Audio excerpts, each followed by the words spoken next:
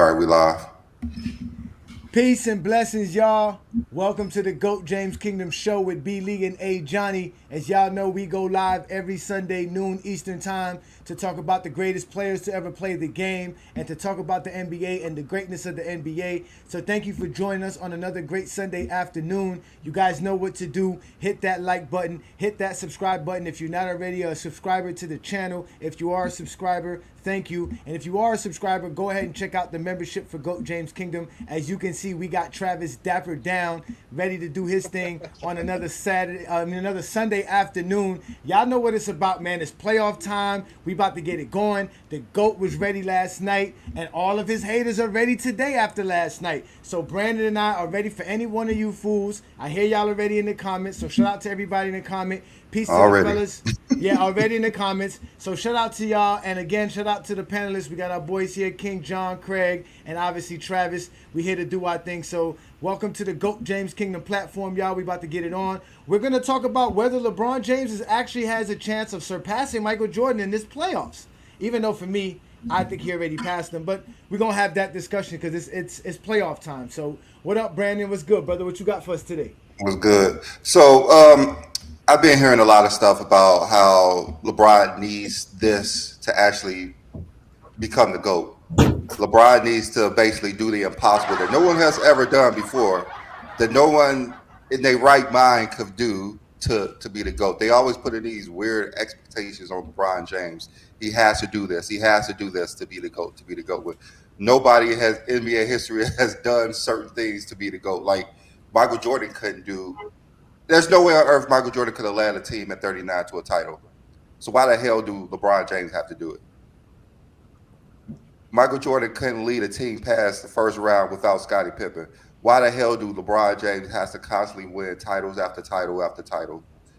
Michael Jordan did not have to win 11 titles. Why the hell do LeBron James have to win so many damn titles when Michael Jordan didn't have to do it? Like, these expectations that are put on LeBron is unreal. It's been unreal since since he got drafted. He had unreal expectations. Like, can you just watch the game and just appreciate greatness? Why do okay, if you don't believe LeBron James is, the GOAT, it's fine. But just say, okay, so this is his moment to be the GOAT. LeBron, we are waiting on you in year 21, age 39, to do the fucking impossible. They still wait. Wait, they still waiting on LeBron to be the GOAT? Why are they waiting for LeBron to be their GOAT? Why are they still waiting for? What are they waiting on?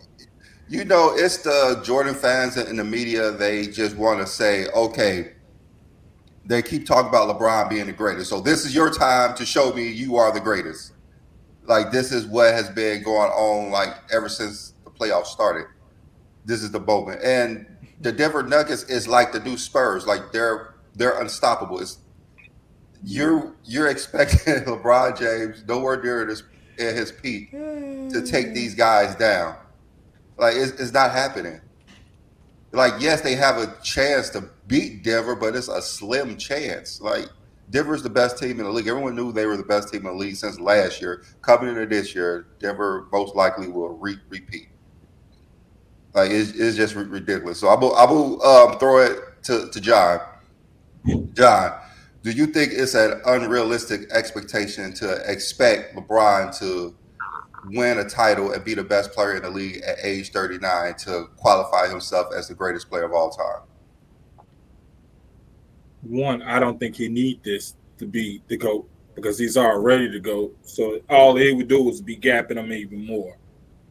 It is unrealistic for you to expect a 39-year-old guy in year 21 to lead his team to the championship. Who else have we ever asked that for in basketball? Period. Nobody. Oh, I mean, just one. Just name me one. I mean, give me a letter. Just one letter of a name. You ain't even got to give me the real person. Just give me one letter.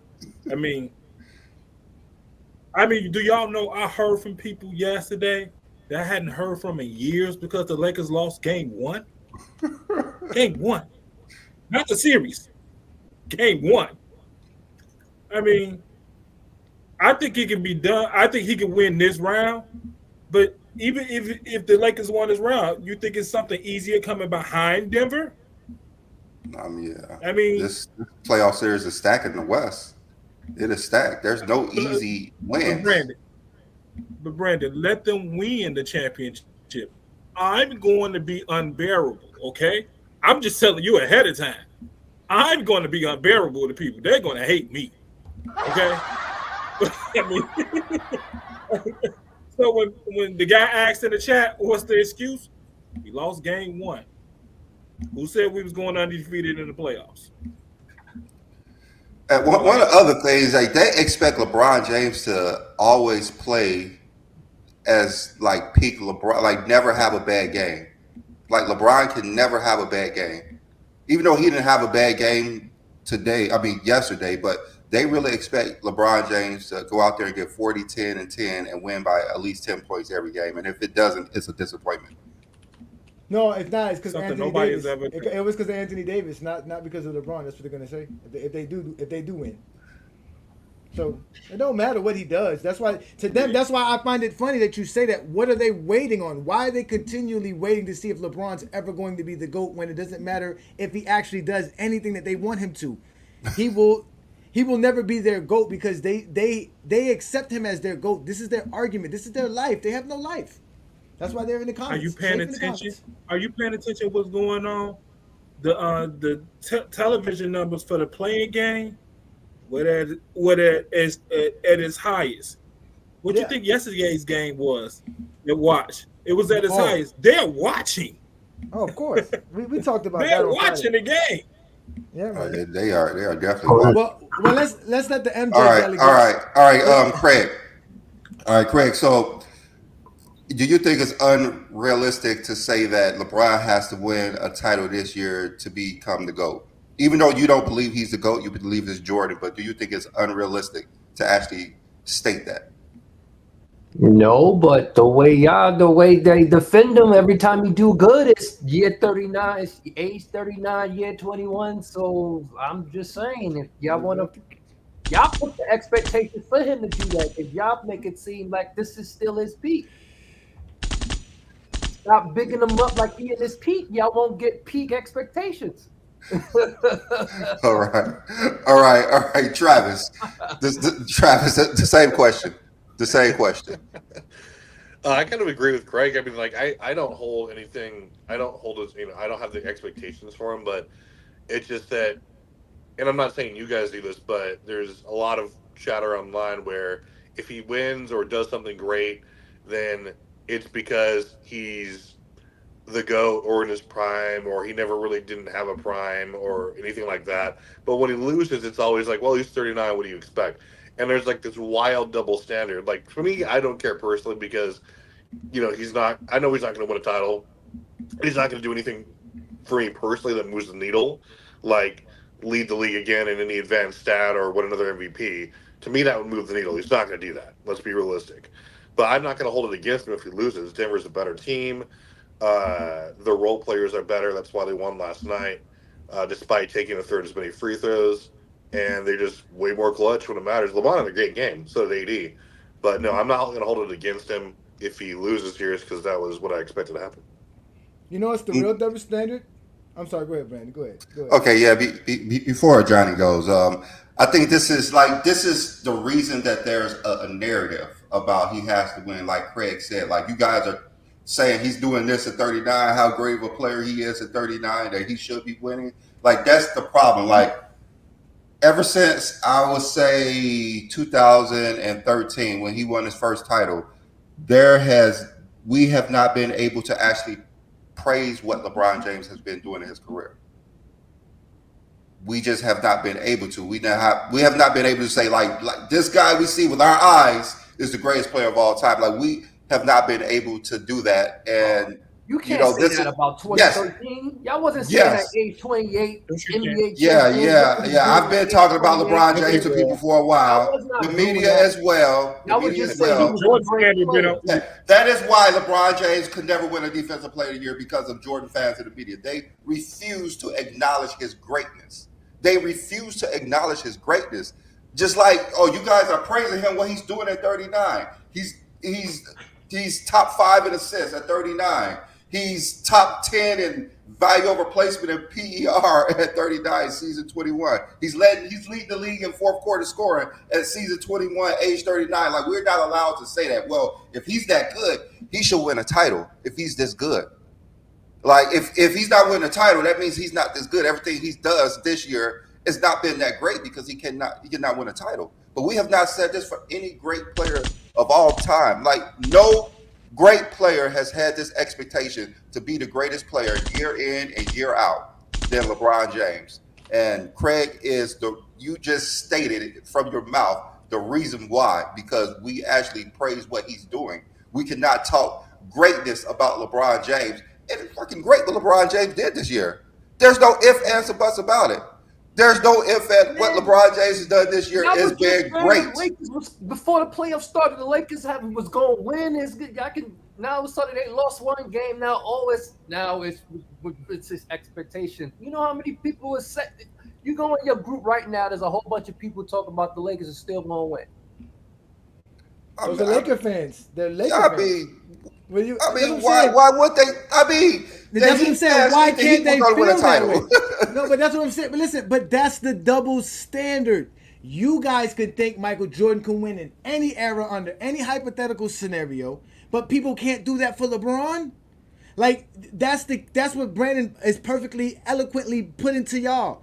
This is what the problem is. You are basically telling us that we can't praise LeBron while you can find every flaw of LeBron and elevate that to why LeBron's not like great. I said, I've all. never heard nobody praise LeBron by age in 2013. They wasn't saying age 28, year 12, look at what LeBron is doing. They just saying LeBron is doing what he's doing. They didn't use age as a factor. They didn't use how many seasons he plays. But that's now, though, Craig. That's the present. Age? He was like 26, what 27. exactly was? Why would we say 26, 27? He's great, not because he's 20 year 20. No, because praising somebody, no matter how old he does, not giving him a reason why he's false, doing Craig. He's doing something no one has ever done before in NBA history. Then, so why? Craig, that's why you giving him. You saying it's. No one is 39 Craig, to do it. Craig, he's doing the same thing at 39 he was doing at 28. Well, I mean, why can't we praise that? So why can't people give him the expectations that he's doing at 28? Because the NBA is different. He doesn't have the team because the expectation of winning does not rely on how great one player is. It relies on how great the team he plays on. You guys fail to realize that. We still arguing about that. The expectation placed on LeBron are not his fans. It's placed on him by the haters. Right now, he won a title with already. So what is the problem? No, he didn't win a title with this team. He won a title with... That's a team? That's a team. That's a team. That's a team. Just AD. Him and AD can win a championship. That's it. So what? There's trades and stuff. They didn't do anything at the deadline. No, the point is that the NBA is better now. They're not running around with Patrick Ewing and John Starks as their competition. They actually got real competition. The Denver Nuggets.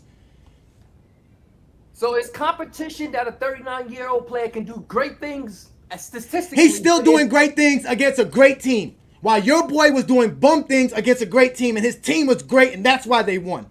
Okay, so at 8, well, whatever. Yeah, that's true. If we go look at how Jordan played against the Knicks, he played bad, but his team played good till they win. He was in his prime. Every series his team won, he played bad in. No, I said against the Knicks. So his team won, LeBron's not playing bad. LeBron didn't play. LeBron got swept last year, and he didn't play bad. When Jordan got swept, y'all said that's not playing bad. It has nothing to do with Jordan. Every time we tell you what happened, every time we tell you Jordan played bad, his team had lost, right? But there were times he played bad, his team won. That's the point, because a team wins the game, not one player. You guys are the one who sit here and think that Michael Jordan can handle any expectation. He can win under any situation, under anything, and all of those are lies. Situation. Y'all the ones that said if you put a 96 Jordan in 88, he would win a title. He would beat Detroit. 96 Jordan is better than 88 Jordan. But y'all said that 96 what's wrong with that? Bulls will beat the Detroit Pistons. Oh, you know what's wrong with that? What's wrong with that? The 88 Jordan's supposed to be better, but he couldn't win a championship. If that's the best Jordan, why is the expectation not for him to win a championship? They had no expectation. No, it wasn't. Because when I tell you he choked, you say he didn't. And he did. He had the greatest season ever in 1988, and it's nowhere near true. No. It's nowhere near true. What? Speed-wise, no, it wasn't. No, as far as Individual votes, wise. yeah, getting votes, Individual wise, it was the greatest voted season ever. He Yeah. got all the votes. Yes, he got every vote that you can get. That's what he got. Jordan didn't do nothing that season that was better than everyone who played the game. I don't understand why they. See, this is why Jordan did go, his because we narrative. talk about LeBron, and now we have the whole discussion about Jordan. For what? Because we putting the same expectation on Jordan that y'all are putting on LeBron. But now it's a problem. That's the double it's standard. A problem. It's a problem because y'all say he's the GOAT. So if someone put these expectations, now Yes. it's an issue. He Supposed is the to GOAT. So He is the GOAT. This should be a perfect reason why he should go. Look, y'all putting a 39. Y'all supposed to want a 39-year-old player to win a title. No one else No. has. But y'all No. This is complaining not what we about it. want. This is what we want y'all to understand. That we actually got a chance to So appreciate y'all our boy. y'all Actually, no. Y'all just bursting itself. So when he lose, No, it's not breaking me lose. Again, we actually get to see our boy compete. Your boy couldn't compete. We watch your boy quit. We watch your boy sit there and get a trophy for nothing. Legitimately got a participation trophy. Just for participating. Well, I'll put it like this. My guy won an MVP this year. He won a championship this year, and he's actually competing for a championship. Your guy at 39 wasn't competing at all. He Yeah, was like just you there, said, and y'all were doing this. Great, Jordan. Great. No expectations. No nothing. Him drafting his own team. Him selecting his own coach. Selecting his own GM. Selecting everything. Jordan had full control, full reins, and there was none of this expectation on him in a weak NBA, mind you, because LeBron joined the NBA a year later, so that the NBA had to be weak in 2003 if it was weak in 2004. That's what I'm saying. Like, that's what Brandon is saying. Like, you guys put this expectation on LeBron I've never said and no nothing one about else. the Lakers trying to win a title. I've never said it. We never said that neither. All we said was at 39, he is still great. And that has nothing to do with an NBA title. You guys are basically saying if you're calling him great, he must win. That's bullshit. So great players don't win? Yeah, a lot of great players don't win. There's a lot of great players that didn't win. What? That don't even make any sense. That makes zero sense, Craig. Great players don't win. Jordan wasn't great in Washington. Jordan wasn't great in Washington. Was Michael Jordan great in 1988? Yes. If the answer is yes, you have your answer. You have your answer. Everyone don't win every year. Listen, I'm about to go crazy. I'm about to go crazy for my Heat. I'm about to go crazy for my Heat. I think my Heat are going to win. You can't tell me I'm wrong for that. That's what I'm supposed to do. So, if you're a Laker fan, you're supposed to think that the Lakers still could win. The only thing Denver Nuggets did was win their first game at home. They're the number 2 seed. They should have won yesterday. I don't know what to say. Now, if you want to talk about the game, we could talk about the game. But I guarantee you, these guys don't want to talk about the game. I can guarantee you they weren't watching the game. They were watching LeBron, but they weren't watching the game. I mean, all they want to do is talk about LeBron turnovers. That's all they want to do. They don't want to talk about anything else. What do you mean? They don't want to talk about how he played. The turnovers I mean, had nothing to do with the Lakers' loss. The only thing they want to talk about is LeBron turnovers. They don't want to talk about nothing he did in the The NBA turnovers game. that LeBron had nothing to do with why the Lakers lost last night. The Lakers lost from the tip-off. I wouldn't say from the tip-off. They did have like From in the first quarter. From the tip-off. This is, see, again, when you watch today's NBA, 16-point lead is nothing. It's nothing. Well, they thought y'all so. wanna know Denver what is game not a you want? three-point shooting team. That's the problem. They let Denver shoot more threes. Denver's not a three-point shooting team. Denver is a very efficient three-point shooting team, and when every time they play the Lakers, we see how great a three-point shooting team they are. They don't shoot Guys that know much. best. That's why they're so efficient. They don't shoot like every other team. They had 12 turnovers and 8 points off those 12 turnovers. That's what Denver Nuggets did. The Lakers had only 6 turnovers. No, it was the three-point shooting. They No, shot. but again, it wasn't. But again, like I said, it wasn't the turnovers that the Lakers. It lost because the Lakers played horrible defense. I mean, bad defense from the tip. I don't know what Darvin Ham was doing. They played hard, and I'm gonna show y'all because we're gonna do a video about it. There's gonna be a video to break it down. The Lakers played horrible defense. LeBron as well. LeBron wasn't absolved from this one. The entire team played bad defense from tip to end. The whole game, they were bad. I mean, it was a typical playoff game for a road team. They came in to fill out and didn't come in to win the game. They just came in to like a road team always does. They didn't come in to try to steal a game, basically. They could have though. It was a good opportunity. They could have if they played Their hard. offense was but- their was a offense good- was it was a their good offense was opportunity. good. Their offense was on point yesterday. They really had an opportunity to do it. I mean, they often struggling in the second half, so it's Yeah, kind of hard to because win. Denver adjusted. Denver made their adjustments, and the Lakers found struggles. But it was, Jokic got hot too. oh well, Jokic is gonna get hot when you have Rui sticking him. Let's not even go through that. Go ahead, Brandon. I'm sorry. Go ahead. I don't even start. I don't even want to start. I don't even want to start. All right, so maybe go ahead and kick this back to John. So like Craig was saying, and how most of the media who are Jordan fans say how LeBron has to win because everyone keeps praising him. Why do you believe that they think LeBron has to do this? Besides what he's done today, like why is this a thing that LeBron is not who we say he is? Well, they've been hearing the footsteps since his first championship. They've been hearing the LeBron footsteps since the first championship.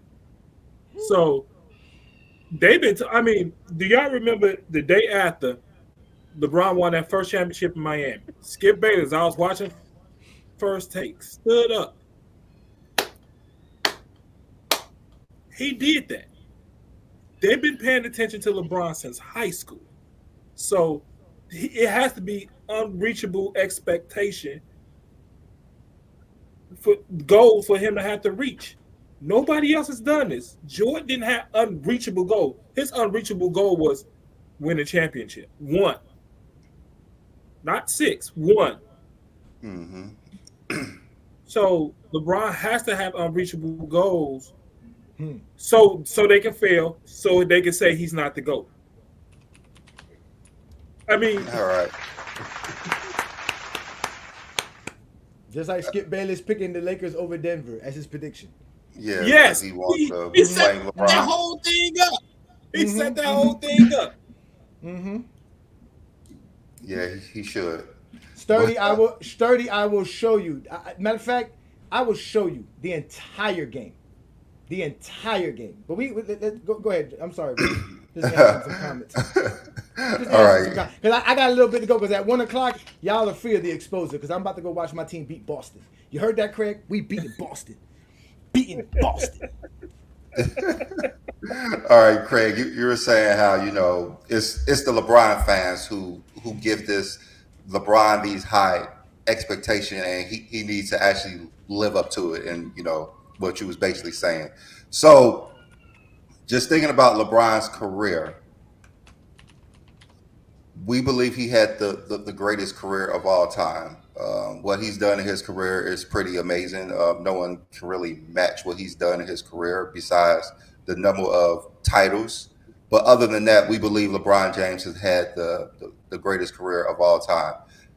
So in your mind, do you really believe that LeBron's career stacks up to being the greatest of all time? And if not, why? I wouldn't say the greatest of all time, but it's up there as far as because the greatest of all. The reason why I don't have him the greatest of all time is not because of the amount of titles he has. It's because how long he's played with the amount of titles he does have. There's no way you can tell me the greatest player of all time can only lead his team to 4 titles in 21 seasons. There's no way. Okay, so hold on. I mean, so you said it's not about titles. No, it's not about the amount of. If it's not about the amount of titles that says compared to the not like this. Like you said, there's no way you can tell me the greatest player of all time could only won 4 titles in the 21 seasons he's played. Okay. So how many titles? I'm not saying you think he's a GOAT, but how many titles would be appropriate? It's not so much the amount. It's like a ratio to the amount of seasons you played. Wow. You guys fall into this trap every time. I don't understand how y'all that's not you, Brandon. I like to understand what he's saying, that he should have more titles because he played so long, but I just want to know what is that ratio I don't know, whatever his turnover ratio is. I don't It's know. 40%. Six out of 15. 40%. That's the ratio. So Yeah, how many it titles gotta would that be. be in 21? Like So what, to 8 get, titles? It gotta be to get 40%, around eight, about 8 nine. titles. He would need 8 to Yeah, be it gotta 40%. be 8. Yeah, it would have to be 8. Yeah. Something like that. 8. It can't be 7 because 7 would be 33. So it has to be at least 8. So LeBron should have 8 NBA championships because he played 21 NBA seasons. Now, mind you, he would had 4 in 17. He could have stopped at 17. Was that better for his career, correct? For Nah, that, he would have but needed more. 17, 4 of 17. He would have needed more. That would have been He would've No, he needed at least 40%. wouldn't. 7. He wouldn't have needed more. At least 7, right? Because this is the funny thing. You say all of this, but I find it hard that the one with 11 out of 13 is nowhere near the GOAT radar. So how does the ratio of championships matter when it really doesn't matter? And that's- Because at the end of the day, when that's what y'all always fall into the trap. This man won 11 and 13. 80%. He won 11. Like he 80%. He that's the if we're breaking down anything and we're throwing everything away for that, it's that's it. There's no argument no more. But what y'all realize is what I said specifically to him. Yeah, What he just for got LeBron. and what he accomplished But that's along what, with the title. but that's what Brandon is saying. You guys are putting expectations on him that, like, you're basically saying he should have been better. we than never Bill we Russell. thought we never seen someone score 40,000 points, let alone beat Kareem, and we did. That's why he's that was the GOAT. That's an unrealistic expectation until it happens, right? No, because no one said that he was going to play 30 years. No one put that on him. Nobody put that on him. That's his great. The same way no one put 6 championships on Jordan. That's what made him the GOAT. So the fact that LeBron could do those things, that's the whole point. Because if LeBron doesn't play 20 years, he doesn't get 40,000 points. We all know this. It took Kareem 20 to get to 38. It's not like Kareem did it in 16. And that's my point. Like the stuff that people say with Jordan, you wouldn't need to play all these years to obtain. So it didn't matter whether they called him the GOAT. And whatever Jordan did, it wasn't. He had 20. It wasn't unprecedented. Jordan did nothing unprecedented. Yeah. Like, that's one of the main reasons why Kobe Bryant is not the GOAT, because Kobe Bryant has did nothing that we could say was something that someone has never done before. Even though Kobe was great, I believe Kobe is the 3rd greatest player I ever seen with my eyes. But there's nothing that Kobe Bryant done on the basketball court that we could say Kobe Bryant did this better than everyone in the history of the game. So saying Michael Jordan didn't need to win 11 titles, like, we understand he did not need to win 11 titles to become the greatest player of all time. Like, that was unrealistic expectations. There's no way on earth Michael Jordan would have dominated the 80s with all those stacked teams for him to win 1 title. There's no way. There's no way he was going to win a title in the 2000s. Like, there's no way. So what Jordan did in his era was appropriate for what he did. He dominated his era. No one won more MVPs, titles, and Finals MVPs than him in his era, and that's appropriate. Like, that's what Jordan needed to do in his era. So, but when we go back to LeBron, when we put the same narrative on LeBron, no one has won more titles than 4. No one has won more MVPs than 4. No one won more Finals MVPs than 4. So that's the Jordan expectation that we have on him, to say that there's nothing wrong with what he did in his era. But when it comes to LeBron, he has to do more, and always more. And as we say it in year 39, they're saying season 39, he has to do more and more. It's just not realistic. But when y'all say when his team loses, it's because of his teammates. But when they win, y'all highlight what he did. Oh, LeBron had 40, this and that. You're just putting it into the minds is when LeBron do well, the team win. When LeBron doesn't do well, the team loses. Y'all putting that into the atmosphere, and when it happens, well, that's not true, because everybody said the Lakers got better when DLo was playing. Great. It was DLo we was giving praise to. No, but we praise LeBron when he loses. I mean, we were doing the countdown every game. well, not the they true weren't winning LeBron, every game. not the true ones out there. No. I mean, obviously the Lakers are still in it. You don't have LeBron. The Lakers are not in it. That's how good he is. That's the whole point. You take Jordan off the Wizards, they're still the sorry bummy Wizards. He didn't do nothing. He didn't affect them to win. Well, he would have, like you said, these hypotheticals, they'd have been a play-in team. That's my question. I want to ask you a hypothetical. Craig, do you think 2013 LeBron makes the Lakers better than a 47-win team this year? The 2013 LeBron? Mm-hmm. Same roster, same everything. You just put that 2013 LeBron on this Laker team. Do they win more than 47 games because they have the 2013 LeBron instead of this LeBron, who's shooting the best he's ever shot in his LeBron career? Was a way better defender. That was the only difference in my opinion, and a little bit more efficient. No, he's a better 3-point shooter now than he is when he was in 2013. He shot 40%. Well, 40.6 40.6 in 2013 and 41% in two. And so he's shooting better this year. basically the same. It's basically the same. It's basically the same. And he shot 56. He shot 56% in 2013. He shot 54%. But he's a better defender in 2013. No, I would agree. He's more. Even though I still think LeBron's a good defender now, he just can't play defense all the way across the board like that. But he's 39, not 20. But how much does that prime defense LeBron gives you in 2013? How many wins does that give the Lakers? More. He beat Tim Duncan in 2013. Everyone said you would think if he can contain Duncan, he would contain. That 2013 team is better than this Laker team. This Laker team's not that bad, but they're not that great. I would say the 2013 Spurs was better than the 2024. No, I would tell you what, the 2024 NBA is better than the 2013 NBA. There's a lot more better teams today than there was then. But there's way much more better teams. But not the 20. There's not a lot of teams better than the 2013 Spurs. No, of course not. The 2013 Spurs were one of the best teams, of course. But what I'm saying is that there's a lot of good teams that you know what I'm saying, like the middle teams in the NBA are really good teams. They would be really good teams in 2013. But LeBron's 2013 defense will be better for this 2024 Denver team. So Ishmael said they would get 50 wins. So that's 3 more wins if you add LeBron. So that LeBron wouldn't be the 7th seed. They would be what, the 4th seed? No.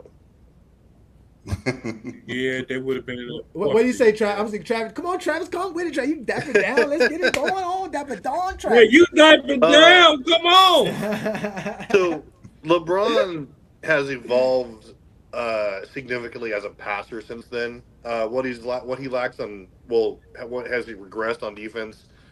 He more than makes up for it in his vision and his IQ. I think right now he's like at a pseudo Magic Johnson level as far as like he's able like when you watch his game, like he's no longer relying on like just his pure athleticism. Like he's able to hit guys in stride better than he ever has. Like he's throwing pinpoint passes for oops, layups.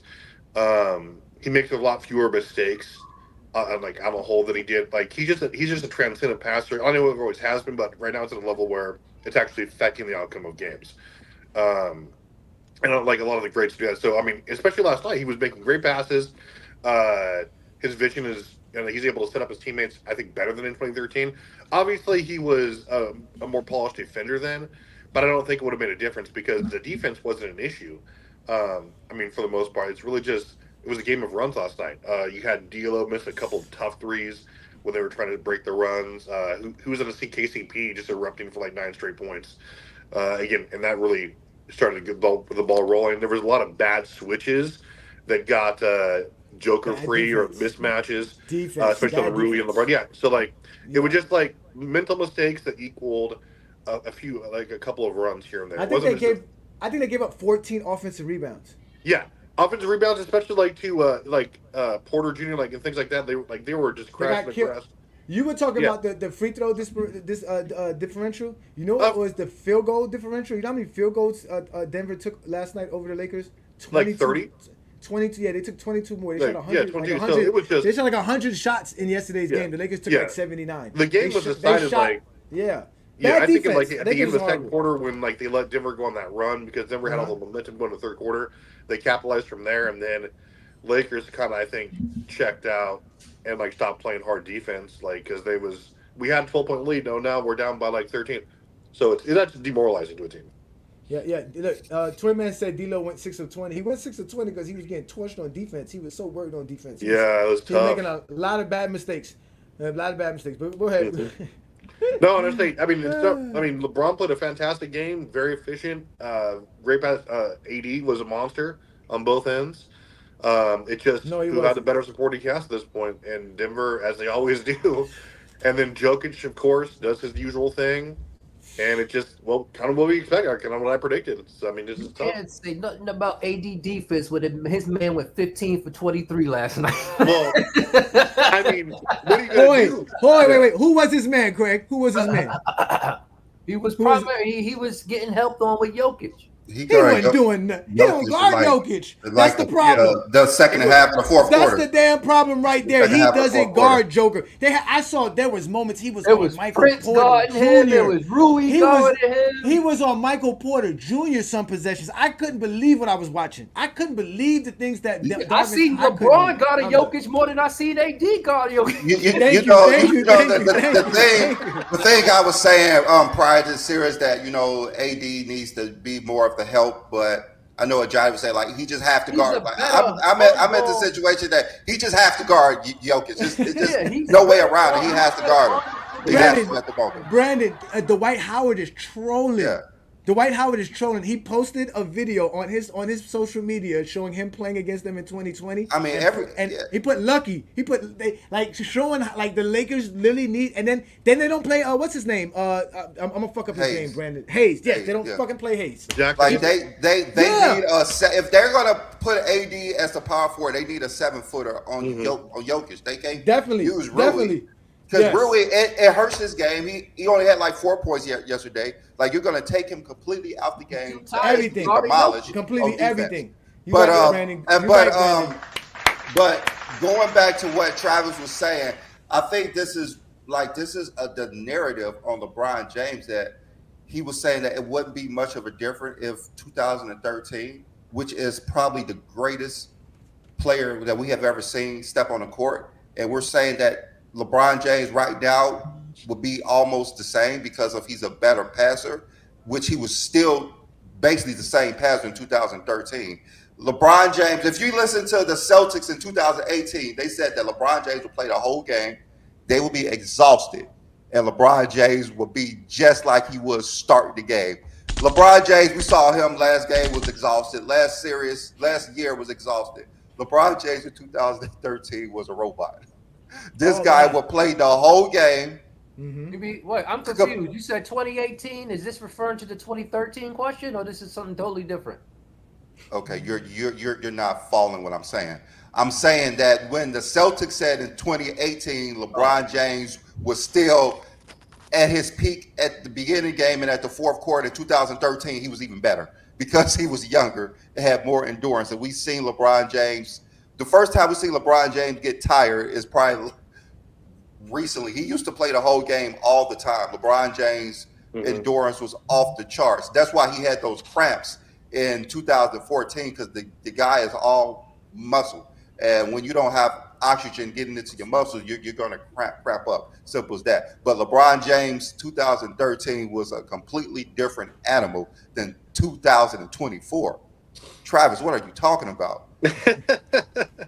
I'm not saying that he is a better player. I'm just saying that and if you put him on this team, I think he's harder to defend because of his vision. I think it's better than it was in 23. Obviously, he's going to be a more athletic specimen in 13, and he's going to be better defensively. But I don't think they're losing this. They're losing because of they played terrible defense, or it was any one man could have changed that. And I just think it's the game of runs. They didn't close out on the shooters quick enough. He's basically saying the impact would probably be the same. That's what he's saying. Yeah. He doesn't think 2013 LeBron makes this Laker team that much better. What's he going to do differently? Is he going to even if he's better in 2013 than he is now, that doesn't change the fact that again they're just not that good of a team compared to. He's going to be better offensively and defensively. Well, he is better offensively statistically.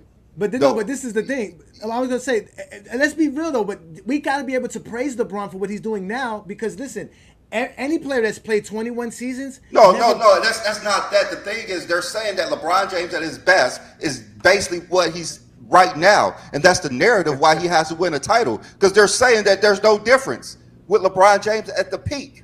That's like saying Michael Jordan should have won a title in 2003 because of 1991. Michael Jordan was great, and it's not a difference. That's a huge difference. No, but the thing is the expectation for LeBron winning a championship should never just be on his greatness. He was great in 2009. They believe that he's the same as 2013. No, their problem is that they believe Michael Jordan's greatness was so great that he could do it alone. So they think that's the expectation they're putting on LeBron. They're telling us we didn't have to worry about Jordan. Jordan would do it for us. That's what they're saying. They're saying you guys are relying on somebody who we're giving this expectation to and fails you every time. When my guy, we already know he's going to do it. That's their logic. And what Travis Jordan just played said, in the that 80s. 2013 LeBron wouldn't make a difference. 2013 LeBron was the greatest player we have ever seen play basketball. Him on this team, they should win a title. No, do you think they're going to win a title? Okay, so do you think? Hell yeah, they will win a title. 2013 LeBron, Yeah, they will win a title this And year. actually, So let me ask you this, Brandon. Takes, Go ahead. I'm sorry. Go ahead, King John. Go ahead. I think LeBron takes Jokic guarding him in the fourth quarter.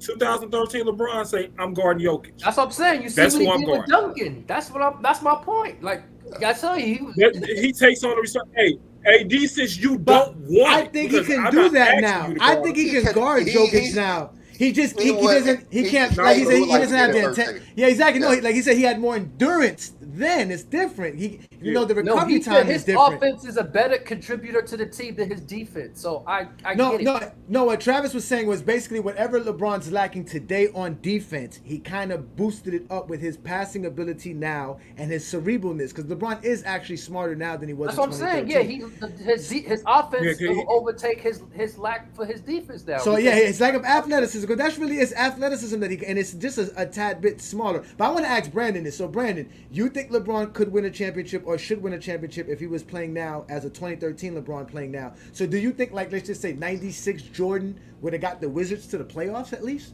Of course. How far does 96 Jordan take the Wizards in 2003 with Stackhouse and the team? 2003, I think the Nets made the finals. Yeah, it was the Nets. The Nets wasn't a great team. They were a pretty good team. They lost to the best Spurs team ever. I mean, Michael Jordan could have led them to the finals. We should put that in the comment. Let's ask that. What team would win? 2013 LeBron. Michael Jordan could have led them to, especially like 91 to 93 Jordan, of course. No, not that. I'm talking about 93. Oh yeah, 91, 93. 96. Yeah, of course they would have been in the finals. 93. I don't maybe. see Jordan win. I don't see Jordan winning any playoff series without Scottie Pippen. Well, I said maybe. That's because you've never seen it. Yeah. I mean, it's never happened. He never won 2 games. I mean, No, but that's actually a good question. 2013 LeBron on the 24 Lakers versus the 2003 Wizards with 96 or 91 Jordan on the Wizards. Who would win that series? Hypotheticals, but I'm No, expectations are all hypotheticals. That's what we're talking about. We're talking about expectations. We don't the expectations. But we're crazy. Someone's crazy and says if Jordan wouldn't retire, he won 8 straight. But this is somehow a great question about a. That's not. He can't win 8 straight when he lost in '95.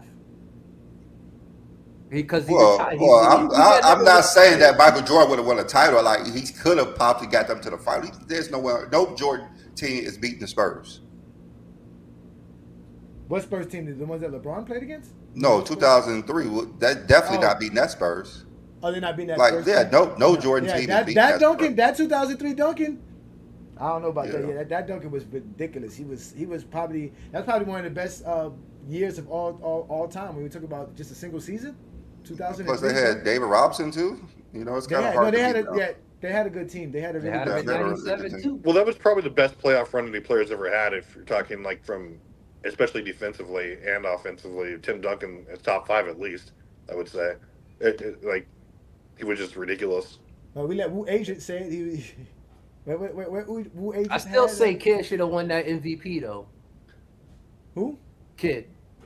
Jason Kidd. Oh yeah, That Kidd then read. Yeah, was it he should've. 2002 or 2003? I think it was 2000. No, it's 2000. His first. He should have got it 2002. It should have. No, his first run to the finals, he should have got it, but he got into some trouble with his ex-wife, so that's why they didn't give it to him because he turned that team around and led them to the finals. I think it was because he went to the finals. That was the last year. That was the last Lakers titles. That was 01, I think 02, it I was believe. 03. Yeah, it was. Yeah, it was because Duncan won in 2002. 02 and 03. and 03, he was a candidate as well, but no, Tim Duncan was actually the MVP that year. He had a chance, but No, it was really 02. Who won it in 02? Oh, yeah, Tim Duncan. it was Duncan. So Kidd should have won that for turning that team completely around. Yeah, he should have. He should have. Yeah. Like that's why Nash won those MVPs. Same reason. That's true too. Yeah. Same thing. He left what? It was Dallas or Phoenix? He left Phoenix. That's why they- Barkley yeah. won that MVP. No, I'm sorry. It is. That's why Barkley won it. Because he turned that team around. No, it's not. That's not a lie. The 50-win That's team not a to lie. a 60-win team. Well, they That's did not a have. lie. He turned they did around have and went to the- the finals. They He did have turned the the best record in 50-win the league. team to a 60-win team. Whoop-de They, damn. they did have the best record in the league, so Barkley. I Did have mean, the best record he in the turned that team around to the title contender. Like To He be should've clear, won. there's no I never, like I said, I don't care about rings at all. Like I don't judge players based on like how many rings. That's why I have the Hakeem top 5, and he only has 2 rings. And like it's because like what did you do on the court? To me, nothing LeBron does, even if he's flames out the rest of this, his career, which I know won't happen. But he's already put in the work to be one of the greatest players of all time, and he did that in his peak and prime, and especially from a two-way perspective. There hasn't been very many players, if any, better, and that's what I use. I don't care about team success. That's why, it's like I could use any number of reasons to say why Bill Russell's the GOAT, and none of them have to do with his 11 rings. So, Yeah. I mean, I just think and I recognize he's 39, but I mean, I just think the Nuggets are a better team. I predicted this all season. I think Lakers are a little bit deeper now, but I think that Jokic is his prime right now. I don't think that anything's going to stop him. He's just too good and efficient. And he's just elevating the floor a little bit better. He's kind of doing what LeBron's doing, just to a higher degree, where he can raise the floor level of his team. And he doesn't have he can do without scoring. He's like the best I've ever seen him done. Hey, So- this guy Paul Top is hilarious. Travis, he said you was a closet LeBron fan. And it's unbiased, my dude. You can't. That's what Brandon's trying to say. It's almost like you can't praise LeBron. You can't. You really Why? just can't. You just He's a can't great acknowledge player. his greatness. They don't want you to acknowledge it. They don't Man, want you to. we had to You're start like our that guy own on group Friday. because You're we like couldn't that talk blue about guy. LeBron. We had You're like to that start blue a guy. LeBron group. Hey, that group is under threat. Travis, They're you've been on threatening. my Facebook page. Oh Yeah. my God. Travis, you've been on my Facebook page. It's one way or the other. Craig got it all. Trust me. It's one Dude, way or the it's other. like Good, Adrian. when these guys say that like there's hate going, and like I didn't believe it at first because I was like one of those haters, but then like you go in there, you just see the terrible takes. Like it's just anti LeBron all the time. There's no based or unbiased take. There's no legitimate criticism. It's only rings or like unrealistic shit that you come up with. Like if you're gonna have, it's like they've always said, if you don't think he's the GOAT, that's fine. But don't come with like trash narratives like on like what happened on Friday Night Exposure, and like you'll just get run out of the building. Come with like numbers. Come with like good opinions. Come with context. Like don't come with like, oh, I hate him, so he can't even be top 5. That's just ridiculous. Listen, man, I already said if you don't got LeBron as the GOAT, he got to be number 2. That's how I feel. And if you feel like that, right, Craig, there's nothing LeBron could do to be number 1, correct? No, I wouldn't say never. How many years is it going to take him to get to number 1? All right, so he has to win at least 2 more championships. So he has to play at least 2 more To years. change my opinion, to change my opinion, he would have to get 1 more. To change my opinion, my Okay. personal opinion. But if you don't got him number 2, Uh-huh. I don't know why you. Because I believe why Brandon believes it, because Stephen A. Smith said something earlier this week about how, I'm not a fraud. He said something. No, I know that. You're not, Somebody you're called definitely me not fraud. Yeah, listen. All top. He said that if LeBron could get past Denver and somehow win that 5th championship, he would have to consider LeBron being better than Mike, because he thinks LeBron's the 2nd best. So See, but with Stephen A, he's narrative based. He already he's there. Yeah. I mean, Stephen A. is a complete casual, dude. like there's people who think Michael Jordan averaged 50 points per game at age 40. So wait, do you guys think we're going to see that downtrodden LeBron where he's not going to be at least to some kind of all NBA level? You think that's when he's going to give it a quits? Or do you think he's going to retire at semi-prime level? Yeah, I mean, because once that team in Vegas start, he think can't we're be gonna an see active him player and an in, owner. So I mean, LeBron, he only wants to play a year with his son, with Bronny. That's They're gonna play in all. Miami. They're gonna come play together. It's in Miami. whatever come first, him playing with Bronny or him being a Vegas owner. Barring injury, there's no reason because he's in great shape. Like he doesn't look like he's slowing down. I mean, barring injury, I don't see why he can't just keep playing until he's gonna know internally like when it's time to call it quits. 71 games. 71 Yeah, games. I mean, So you don't think he's gonna get below 25 points a game? I think it just depends on team composition. It really depends on what LeBron wants to do. Yeah, so let me actually bring up what LeBron has done this year. So I know the show is this the defining moment for LeBron James, which we all agree that it's not. LeBron's career is what it is. I think only Craig of everyone thinks that if he wins the title, it would actually change his mind a little bit. But we all know Craig still would take George to go. Oh no, I'm serious. But 6 is still more than 5. Yeah. So but at 39 though, really 39? What if he gets a final MVP? He get a final He'll MVP. be an in-season MVP and the in-season. I was waiting for somebody to bring up the in-season tournament. And so as we look at what LeBron James has done in his career, we look at where he's ranked. He's first and fourth quarter scoring, which is crazy. Fifth in the sixth in triple doubles, sixth in PER, seventh in box plus or minus and value replacement, eighth in, these are the advanced stats that Travis love. And these are the advanced stats that states how great LeBron James is. He's top 20 in defensive rebounds as well, 13th in scoring. So we see that LeBron James has had an all NBA season. Like the guy still is performing at a high level. And when we look at players in year 21, we see what they have done in their career and their minutes, and we see what LeBron James has done only in the fourth quarter. So LeBron James is better than all these players just in one quarter alone. But we all know this. We all know that these players, even though most of them, only one is not a first ballot Hall of Famer. Like these are great players, but as they play year on and year on, they production just decreases by a lot. Kevin Willis. Yeah, we see how great LeBron James has been just by one quarter alone. And then when we go to what no one has done in a game, he's still doing things no one has ever done. 30 points, 5 assists, 5 rebounds in under 23 minutes in one game. He did that versus the Pelicans. These are the things that we say that what LeBron James is doing, he's still doing things that no one has ever done before. He had another game, 35, 12, and 20, shooting a high percentage. He did that this year. No one's done that in a game before. Then he had another game where he 45, 5, 9 3-pointers on 75% shooting. No one's done that before. And the last game of the season, 28, 17, 11, 5 steals on 55% shooting. No one has done that before. So LeBron James continued to do things that no one has ever done before in NBA history, as well as seasons that no one has done before.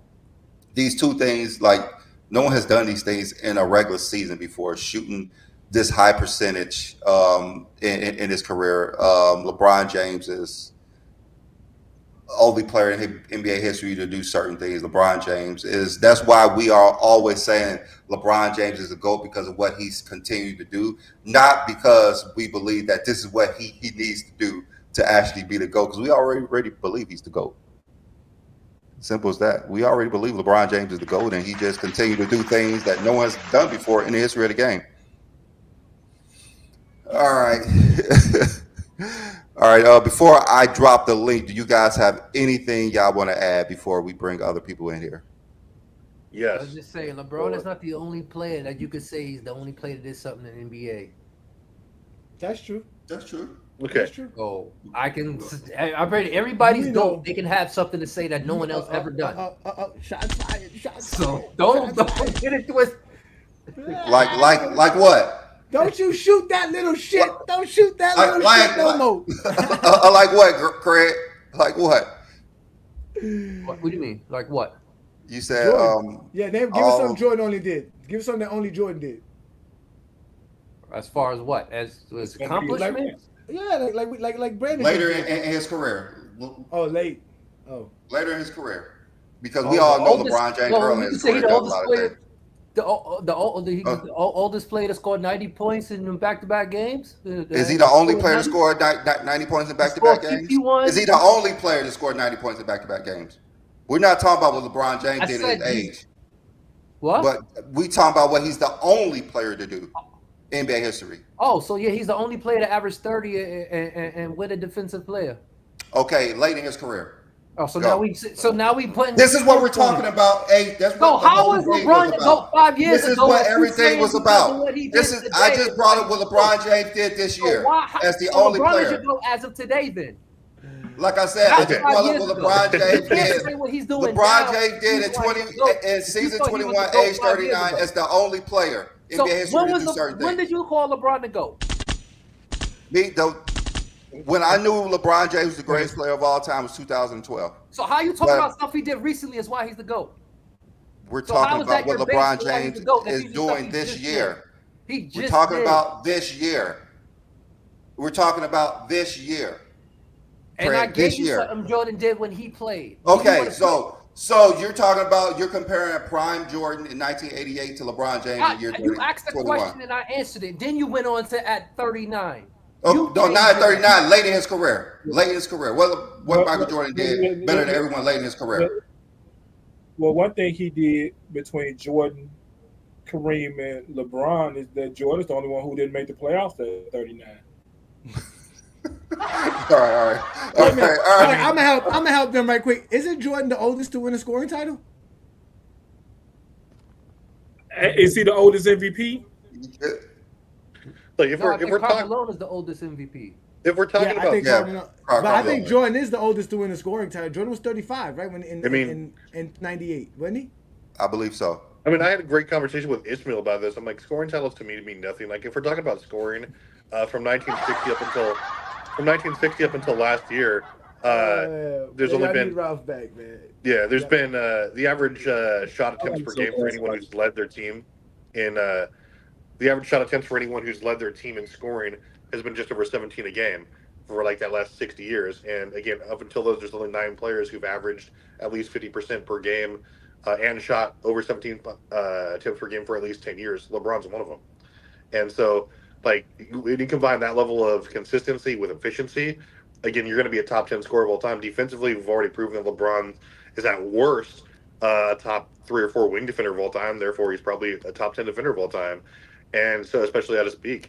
So, like, you can't use accolades or achievements to measure how great a person was on the dominant floor because titles are extremely subjective. The only 3 people who are going to win scoring titles are those who shoot the most. No one I except didn't for say Jokic is title. I actually said average 30 and win a I didn't say scoring title. I said average 30. like Hey, the only Travis. person who's actually bucking the trend and taking the same shots as everyone else as far as an alpha goes and actually winning because he's more efficient is Jokic. Like he's the only guy who's doing that last couple of years, and he's not going to win the scoring title, but he's going to be in the discussion. And so I mean, you're talking about we need to combine who are the best two-way players, who did it for a long period of time, and who had the best measurable impact. There's nothing you could say. And no, Ed and Larry Bird doesn't sniff LeBron when it comes to overall team impact, especially defensive end. Like you can't, like maybe for a couple of years, but LeBron did it for at least 10 years. That's why he's at worst a top 5 player of all time because he's consistently dominant. Yeah, Travis, you know the wrong stats for LeBron as an MJ delegate. You need to know 5,000 turnovers. You need to know 4 and 6. You need to know what is it? Can't talk about turnovers. He has like a 2-to-1 assist ratio. 12% from buzzer beaters. Yeah, that's the crazy part. Yeah, but let me get my last word in because I'm about to go watch. Hold on. I just want to know if Craig, do you have anything Michael Jordan did late in his career that no one has ever done before? No? Okay, go ahead, Johnny. Listen, y'all. If I go get a week to prepare, I'll have something.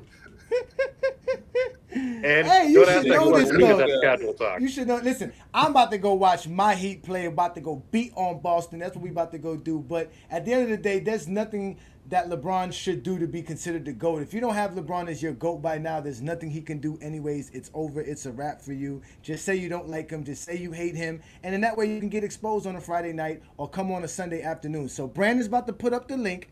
And when you fools show up, don't be mad because I'm not gonna be here. I'm gonna be watching from the sidelines while I watch my Heat whoop on Boston. So y'all enjoy y'all Sunday afternoon. Y'all be good. Y'all hit that like button, hit that subscribe button. Check out the membership. You can get a shirt made. Travis, show them your shirt. Travis, put Travis on the big screen so they Let's can see do that. it.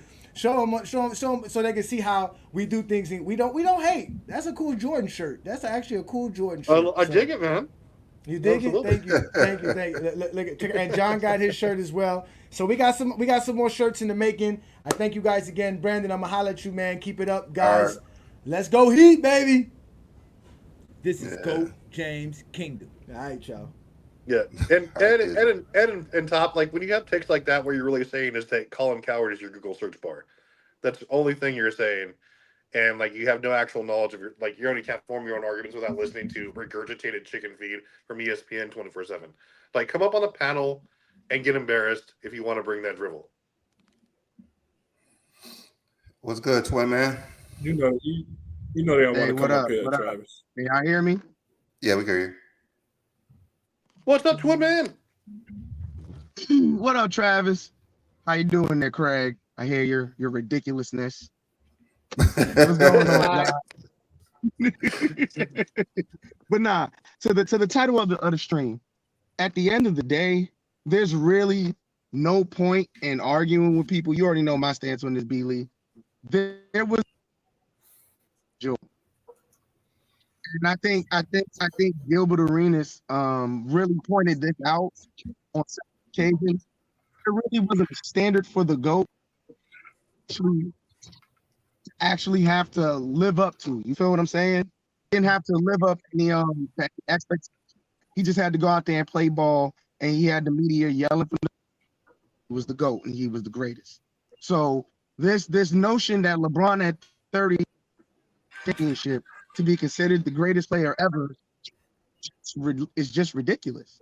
And it's always been ridiculous. To me, LeBron's passed Jordan's ever since 2016. After that performance, there was really nothing you could say. So now, like y'all have already masterfully pointed out, they have to sit here and come up with expectation after ridiculous expectation, narrative after ridiculous narrative to try to really justify why they just can't see the writing on the wall. That's just the truth. Because there's no logical argument to sit here and say Michael Jordan is still better than LeBron James other than your nostalgia. There's just no other reason. All right, Craig, did you want to respond to that? Oh, you come in here with your broken internet, man.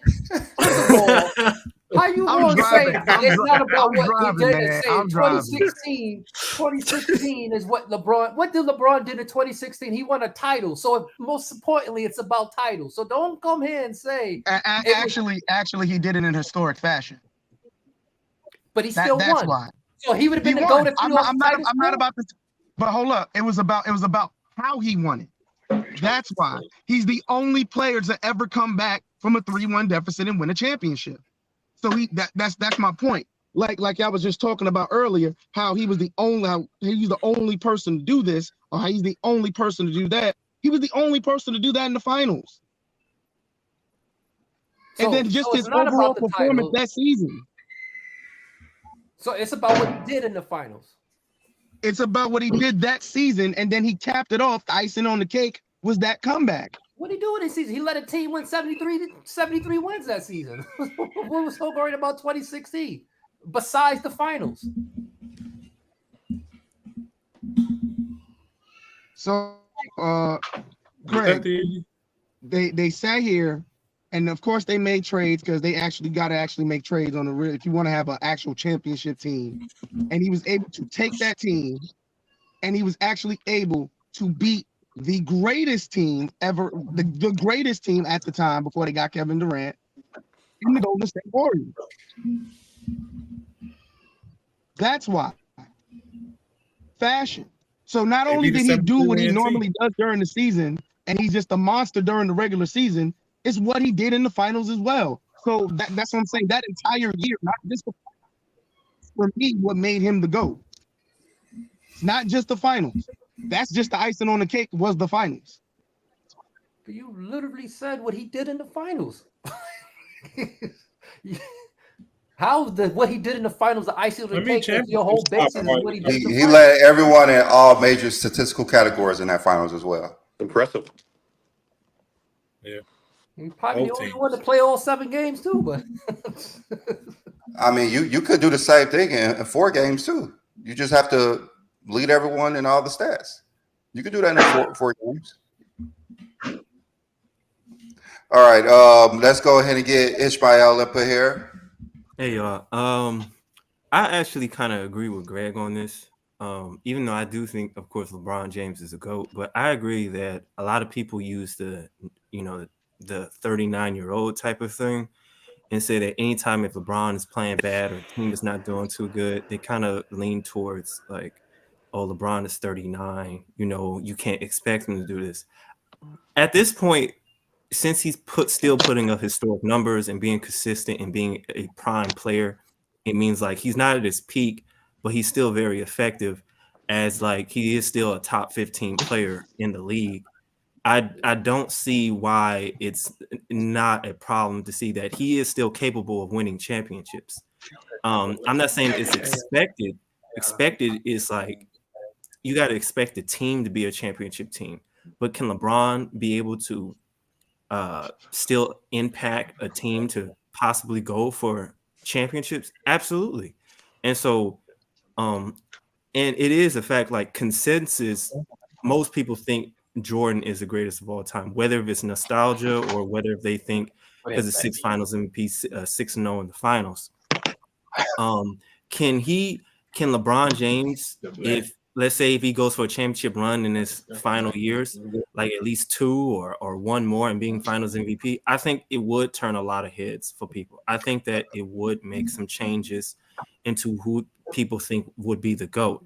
I personally thought LeBron James was the greatest of all time once he passed Kareem Abdul-Jabbar in the all-time scoring list. I thought that was just an impossible feat to pass because from my understanding, like growing up playing basketball and in basketball culture, like a lot of old heads would tell me like that was the greatest feat. Like a lot of people talked about that all the time from what I understood. Yeah, that's probably the greatest NBA statistical record. Yeah, because he passed Wilt at 31 and he still had time to add another 7,000 points. So somebody had to get 38. Yeah. And so that's what I'm saying. Like I think that he was a GOAT then, but like I said, I think that whether LeBron, I don't think there's any excuses we can hold for LeBron James and being a great. He's still in his prime. He's still an impactful player. He's not in his peak. I think he still can go for championships. And yes, I think he can turn a lot of heads in terms of consensus as him being the GOAT instead of okay. Ishmael, I have a question. So are you saying that for LeBron to be considered the GOAT, he has to win this year? No, not this year. So, I just think yeah. All right, I just think he has to win at least another championship. Crazy narrative. But Brandon, he has to win another title. No matter if it's this year, next year, or in 3 years, he has to win another title to be the GOAT. Exactly. Yeah. Okay, so that's really an unrealistic expectation that we're saying. Right? It is. Yeah, it is. But so there's no way for LeBron to beat the GOAT. So what do the Lakers do when they do all these trades? Is it just to make the playoffs and lose, or is it to contend for a title? Because every year since LeBron been on the team, they have tried to win. Are they just playing to participate, or are they just making all these trades to do what?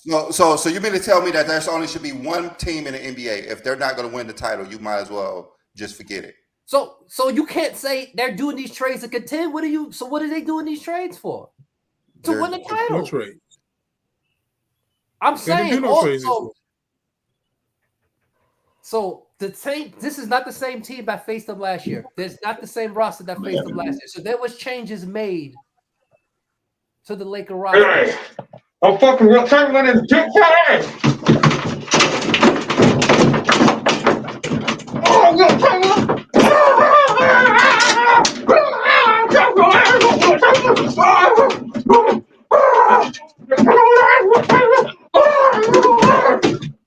Are you gonna kick him out? What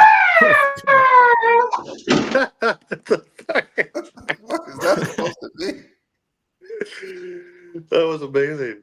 Okay, I wasn't ready for that. I just want everybody to know I wasn't ready for that.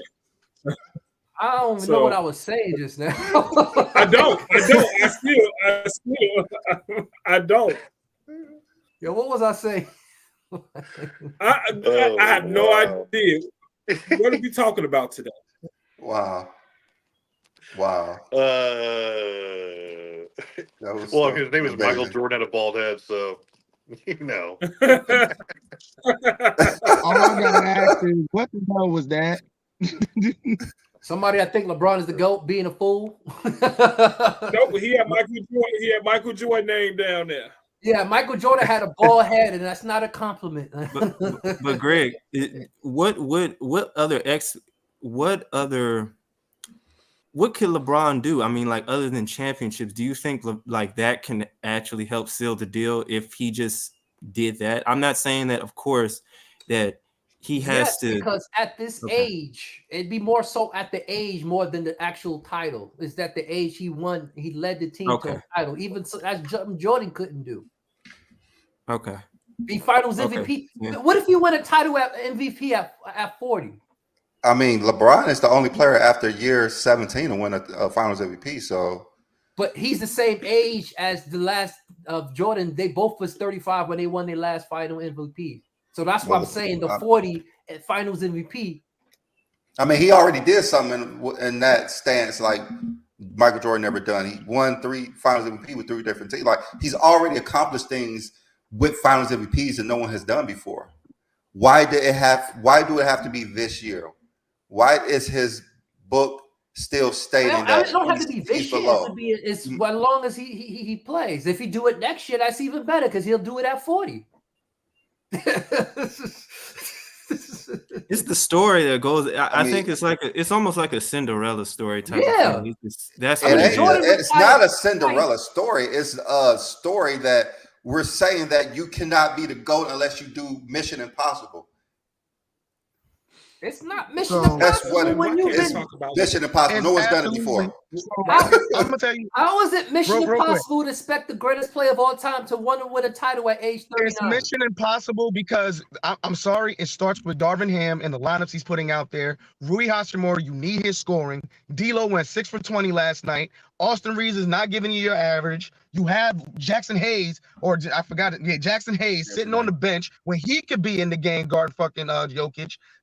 It starts with the coaching. Well, and then they don't have the support. Hold on, let me finish. Let me finish. They do not have the supporting cast to match the talent. I'm sorry.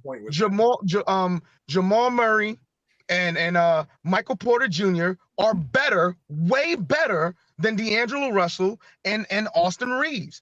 Austin Reeves is terrible on defense. We already know DLo's terrible on defense. They're not. Mix it up, Darvin Ham. I'm sorry. Mix this shit up. He keeps doing the same shit and expecting a different result. It's maddening. I was watching the game last night, throwing shit at my TV. Yeah, like what I'm saying, why it's Mission Impossible, because no one in history has done what they're asking LeBron to do. That's what I'm saying. And then when he does it, that makes him then that would change. All the other stuff that he's done and no one has done before, we're just pushing that to the back because he has to do. Let's see if he can do this. Because all that stuff he's done. Let's see if he can do this. All that stuff he's done, I guarantee that wasn't something he was. He came in the NBA and said, "I'm gonna be the only player to have 40,000 points, 11,000 assists, or 11,000 rebounds." That's something that just happened because he played great for a long period of time. I guarantee you, this will be more. This being a final, leading a team to a championship and winning Finals MVP will be way more impressive. Because it's the storyline. I can understand what they're coming from with that. I do got one question. Why can't we talk about his age? Because he's still in his prime, man. No, we can't use his age because he's supposed to be in his peak. What great didn't we talk about their age when they let it play? Tom Brady, we talked about his age every year. Kareem, they talked about his age late in the career. Right. Why can't we talk about his age? It's impressive. It's one of the most impressive things ever in basketball history. It's one of the top 5 most impressive, no doubt. But it's not. It's just that if he plays bad, like if he's already playing good, we can't say that it's because he's 39 years old. You know, it's just like he's already a good player. But Ishmael, Tom Brady, when he had a bad game, he was 40. When he had a great game, he was 40. But Ishmael, you're taking it the wrong way. You're taking it the wrong way, and I think Craig is taking it the wrong way as well. It's not that when he plays good, we're chalking it up to his age, because even when LeBron was 10 years ago, if LeBron had a bad game, it was on LeBron. If he had a good game, it was on LeBron. It's just that he's the best 39-year-old to ever do it. That's the point. We look at other 39-year-old basketball players and players in year 20 plus, what they were doing on the court. And we're talking about great players, Vince Carter, Kareem, they were shells of themselves on the court. That's the difference. Yeah. That's why when people talk about his age, we're not used to a 39-year-old player in year 21 still giving you 25, 7, and 7. We're not used to that. So that's why I feel like y'all are taking it the wrong way. He should absolutely be praised for still being able to give production he gave you 10 years ago. Mm-hmm. Then he should be praised for getting the same results that his production 10 years ago should be getting. If y'all want to say it that way, his production. Yeah, he's the only player that's supposed to do that, though. That's what we're saying. No one else had to do that but LeBron James. Well, he just upped the ante then. Yeah, that's what they're saying. They keep upping the ante when he's doing things to keep saying that he could not be the GOAT. Yeah. Like, he's accomplished something no one has never done before. Well, he didn't do this. He has to do this before he's a GOAT. But these are stuff that no one talked about. These are stuff like no one ever. This is like stuff that fans will talk about. That the media doesn't know. The media is the reason for it. The media is the one talking about this all the time. Yeah, it's the media.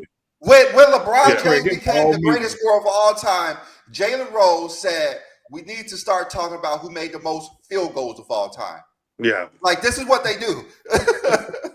They're keep upping the ante all the time. At some point, like, 30 is asking for the link.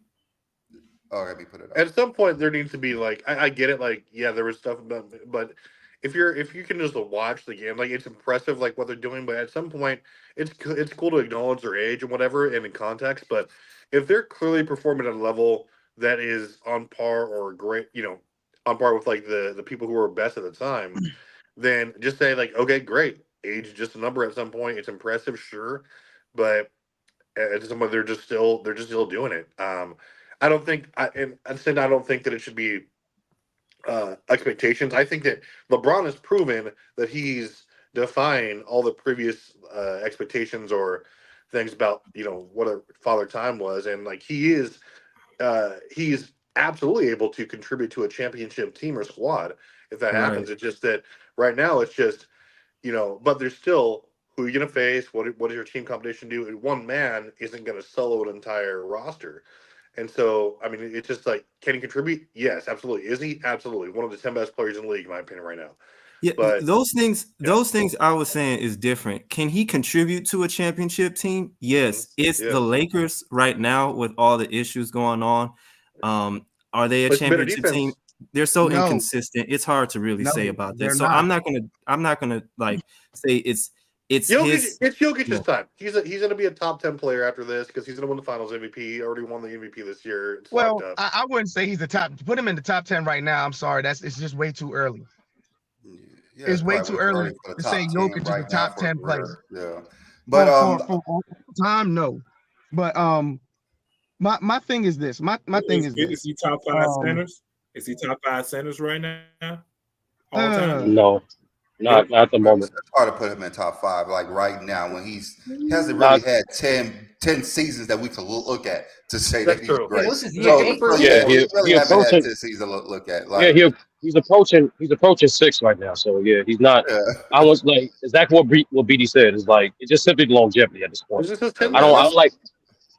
No, this is not even his 10th season. Like him and Giannis is like. Well, I he may think be in a Giannis, 10th season, but he hasn't had 10 impactful seasons yet. he had prime. Yeah. He's not in his 10th year of prime. Yeah. Definitely not. Yeah. Him and All right, Giannis is like year 8, year 9 for their prime. Yeah, And I'm gonna be real. Yeah, let's go. I hate to say it this way. He's got a great situation. Like his team is great.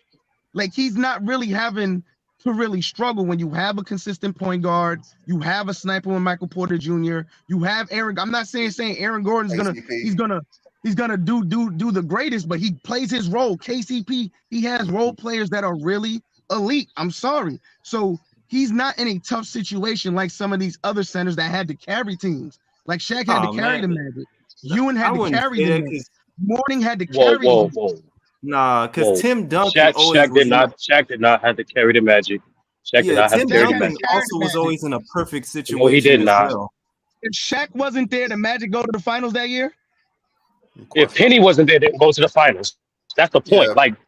We gotta stop doing that. Hold on, time out. We gotta stop doing that. Real talk. I mean, it's a situation with Jokic right now with him and Murray, Shaq and Penny. Like those two, like they go hand in hand together. Without one, you're not going to make it that far. And that's what I'm saying, BD. And that's what I'm saying, BD. It's similar to what Johnny said earlier in the stream. Teams win championships. So when we judge the way people judge teams, the basketball fans, the casual fans, they judge based off top down instead of totality. So instead of saying, okay, this team has a chance to win because not only they have elite talent, they also have built around elite talent very, very well, and they have a coach who optimized set elite talent.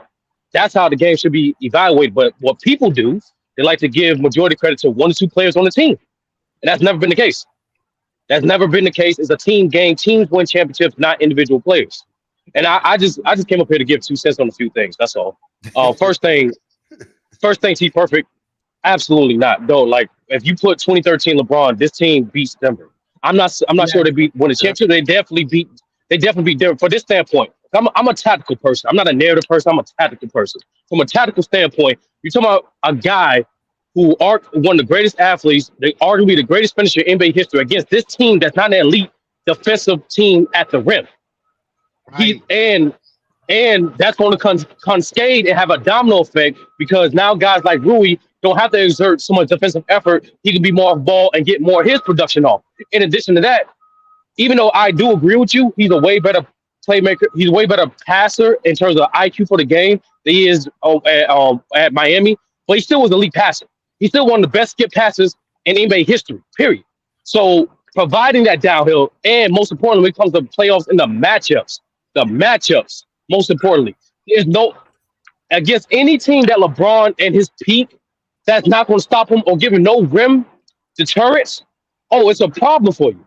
Now, Joker's going to be in the hypothetical nature. So Joker's most likely going to be in more foul trouble. Aaron Gordon is definitely not going to have as much success as guarding the 2013 LeBron than opposed to the 2024 LeBron.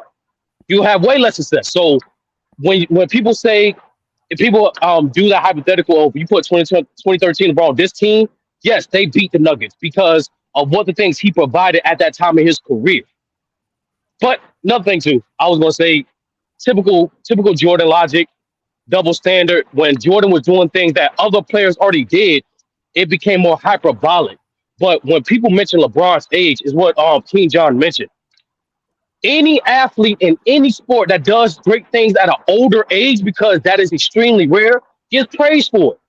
Don't mean they automatically, we got to do this very backwards, retarded logic. Oh, because he's playing great, we expect him to floor raise his team to greatness too. That's never been the case. Never been the case. Tom Brady got praised. Even if you want to go to combat sports, Joe Foreman got praised for winning the heavyweight championship at the age of 40. It's just anything that's rare, that's being done in sports, get praised. That's all that is. So when a guy like LeBron, when people mention his age, because he's setting a new standard for longevity, just like anything in sports, when you do something great that no one ever done before, it's going to get praised. And there's this weird double standard thing when it came to LeBron, and clearly not for Jordan, in regards to if just because you give him recognize that greatness, now you have to put these unrealistic expectations on. Because common sense will tell you Teams win championships, not individual players. And just because a player played great, don't mean his team is built optimally around him, like in regards to the Lakers. So, in my opinion, they played great defense for a good portion of that game. The problem is the key role players such as DLo, Reeves, and Rui wasn't proficient or efficient enough on the offensive end. That's why they lost that game. Exactly. Well, my bad. You need Rui. So I just want to lay my plane, Craig. I just want to lay my plane with this. I don't want to lay my plane with this. So, in general, yes, this is going to be a clear shot, Craig. I'm not going to cap.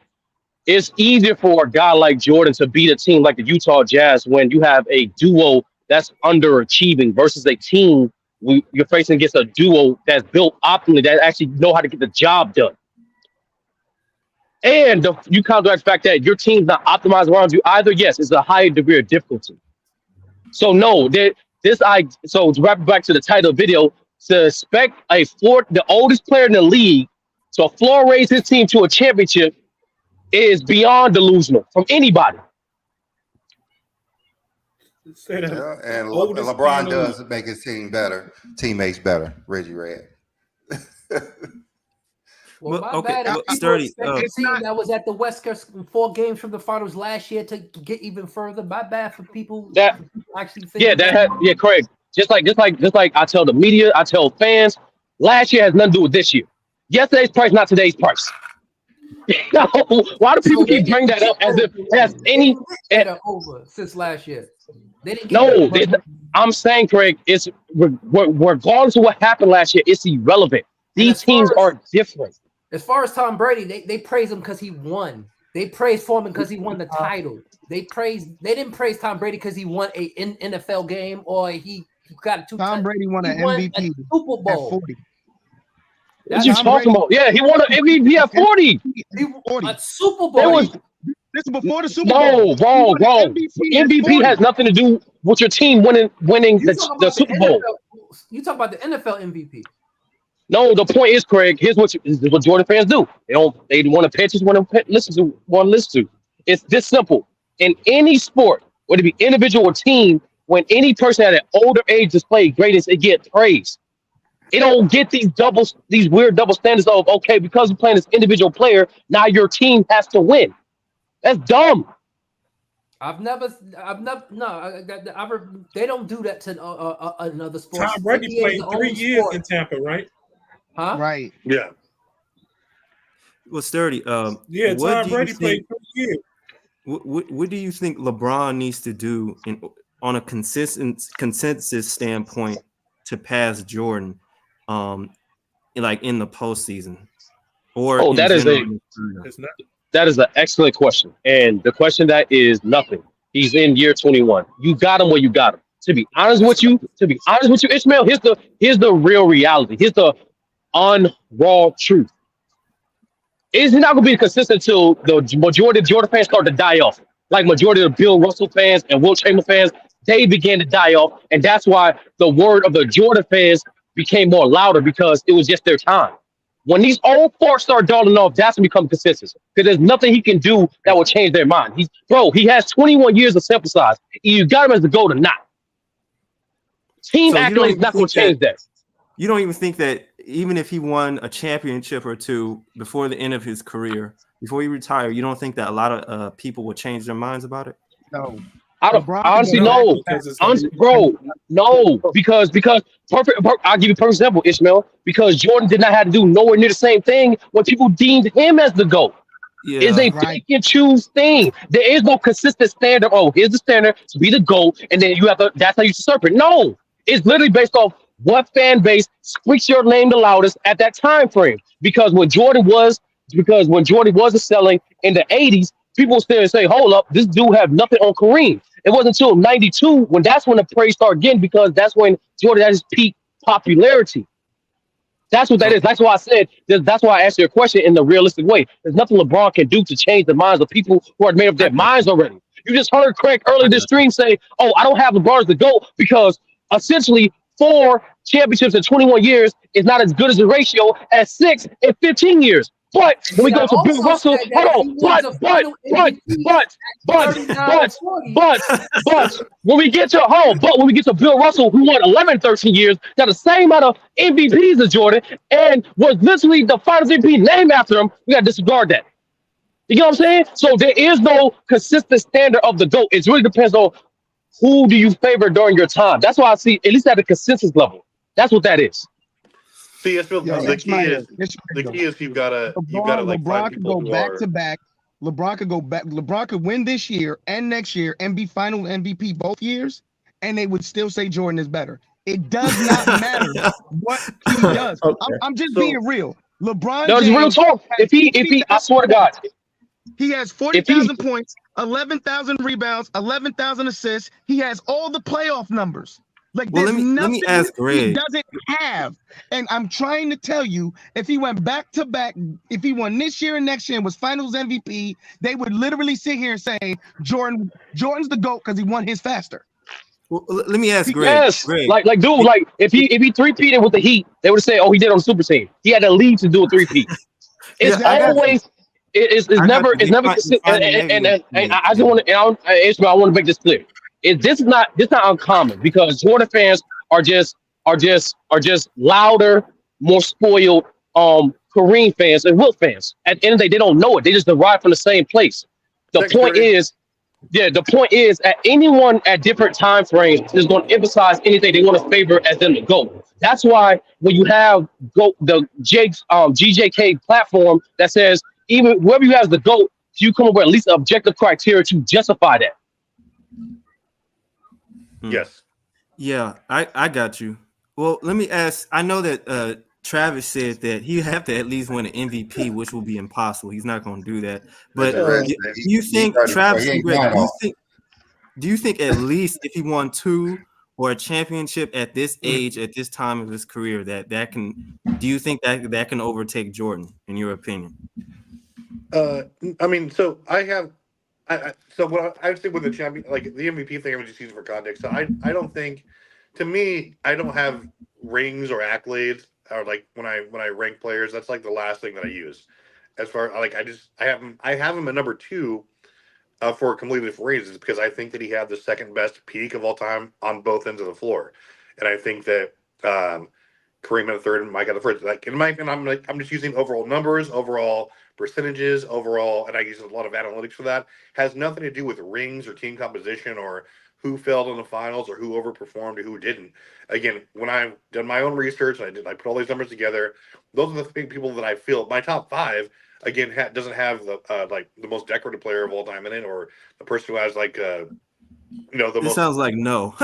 Yeah, no, he's not going to pass Mike in my eyes because he's not going to be as dominant as a peak that he was for the 10 years that I have him. Again, as the a top 5 player of all time. I got you. Hey, Travis, let me ask you a question. When you're saying that Michael Jordan had the greatest peak offensively and defensively, how can you justify that over Wilt Chamberlain? Right. Because or even Kareem. Now, here's what I'd say though, and again, I've said this a million times: if all the stats, including analytically, was available for Bill and Wilt, I'd have them 1 and 2 or 1A and 1B without a question. It would be them and everyone else looking down. I have them separately ranked because it's not fair to them. Because again, they were dealing with half the stats that we are today. It's your criteria. How's it not fair to them? Yeah. Like, it's not fair to you to put them above Jordan. That's what you're saying. No, it's not fair to rank them against players who have a lot more metrics and standards like to use. But you know the game. You don't have to use advanced stats to know that those two. Well, Wilt Chamberlain, Bill and Wilt Chamberlain had a better offensively and defensively season than Michael Jordan has ever had. Here's the thing about Wilt Chamberlain offensively, in my opinion. You talk about if he didn't like basically cut his shots in half for like the last 3 or 4 seasons of his career, he would be number 1 in shots taken per game with a bullet. And he wasn't like wildly more efficient than everyone else. Like his scoring averages are just simply based on him taking 3 times as many shots as everyone else in the league. It's not that impressive to me. Defensively, that's another story. He'd average but you said peak, right? You said peak. We're not talking about career. You said peak. So Yeah, no, even his peak is not as impressive to me scoring wise because he was just doing it from a I'm huge and a dominant perspective. But again, he was taking at his peak, he was taking between like 25 and like 35 shots a game. I mean, like that's not it's cool. You could score at a 50% clip, but is it better than someone who's giving you 28 points per game on 60% shooting? They're taking 19 shots a game. No, to me, the best scorers do it more efficiently on lower volume. And again, was he a great defensive player? Absolutely. He'd probably average a But the quad league double back then almost. was, Like, but hold on, Travis. Back then, the league wasn't wildly efficient. So for his time, he was wildly efficient. yeah, but Like he was also like one of the biggest players in the league. Like he didn't have like as hey, much. we can't knock his size. That's what God gave him. No, I'm not knocking him. I'm just saying like he's not his offensive output isn't as impressive as people want to make it seem. Like But what hold part on, of it is Travis, we have people today talking about if Jordan played in today's era, he would average 50. that's Wilt not did true. that though. so for Well, you know 37 shots a game. for Wilt Chamberlain, when you're saying he was at his peak, we're probably saying when he averaged 40 points per game for those 6 seasons, he shot over 50%, averaged 25 rebounds. We know he probably averaged over 10 blocks. So Yeah. so if you're saying that Michael Jordan is number one because of the offensive defense, how can you disregard Wilt Chamberlain? That's what I'm saying. Oh, You're I'm not saying because he disregarding shot too him. many times. I'm saying that the players that I have ranked have access to every stat, every analytic, and like I said, if I have no doubt that if those things were available for Wilt and Bill, they would blow it away. So you're But they're not. saying Wilt should be number one. That's what you're saying. Yeah, I mean, Okay, hypothetically, okay, number one. that's all I want to say. You're saying Wilt should be number one and not Jordan.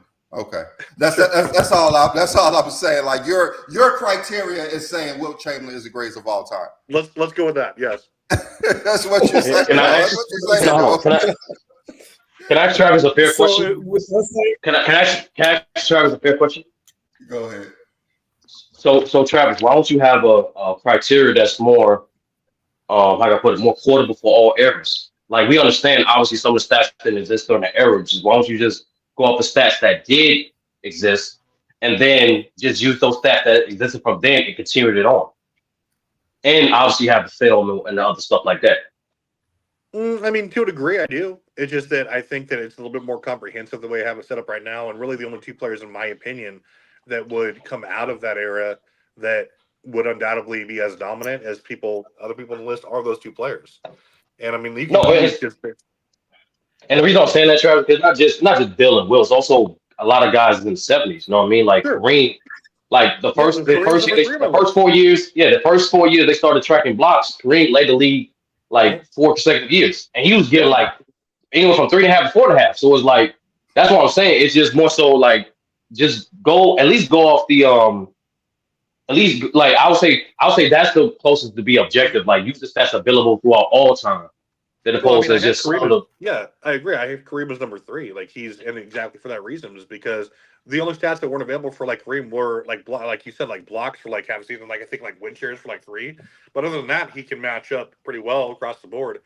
And yeah, he has arguably a top 3. You can interchange him, like his peak and prime, especially defensively. That's why I think that he can't be any lower than 3 in my opinion. But again, Travis, I'm just be honest with you, and no, I don't know if someone told you this, but like Kareem is not the GOAT because he's Muslim. I'm gonna be real with you. He's Muslim and he disliked the media. He's not the GOAT to most people because he's Muslim and he disliked the media. A lot of people don't take into account how much impact the media does in terms of reminding the masses of your legacy as a player.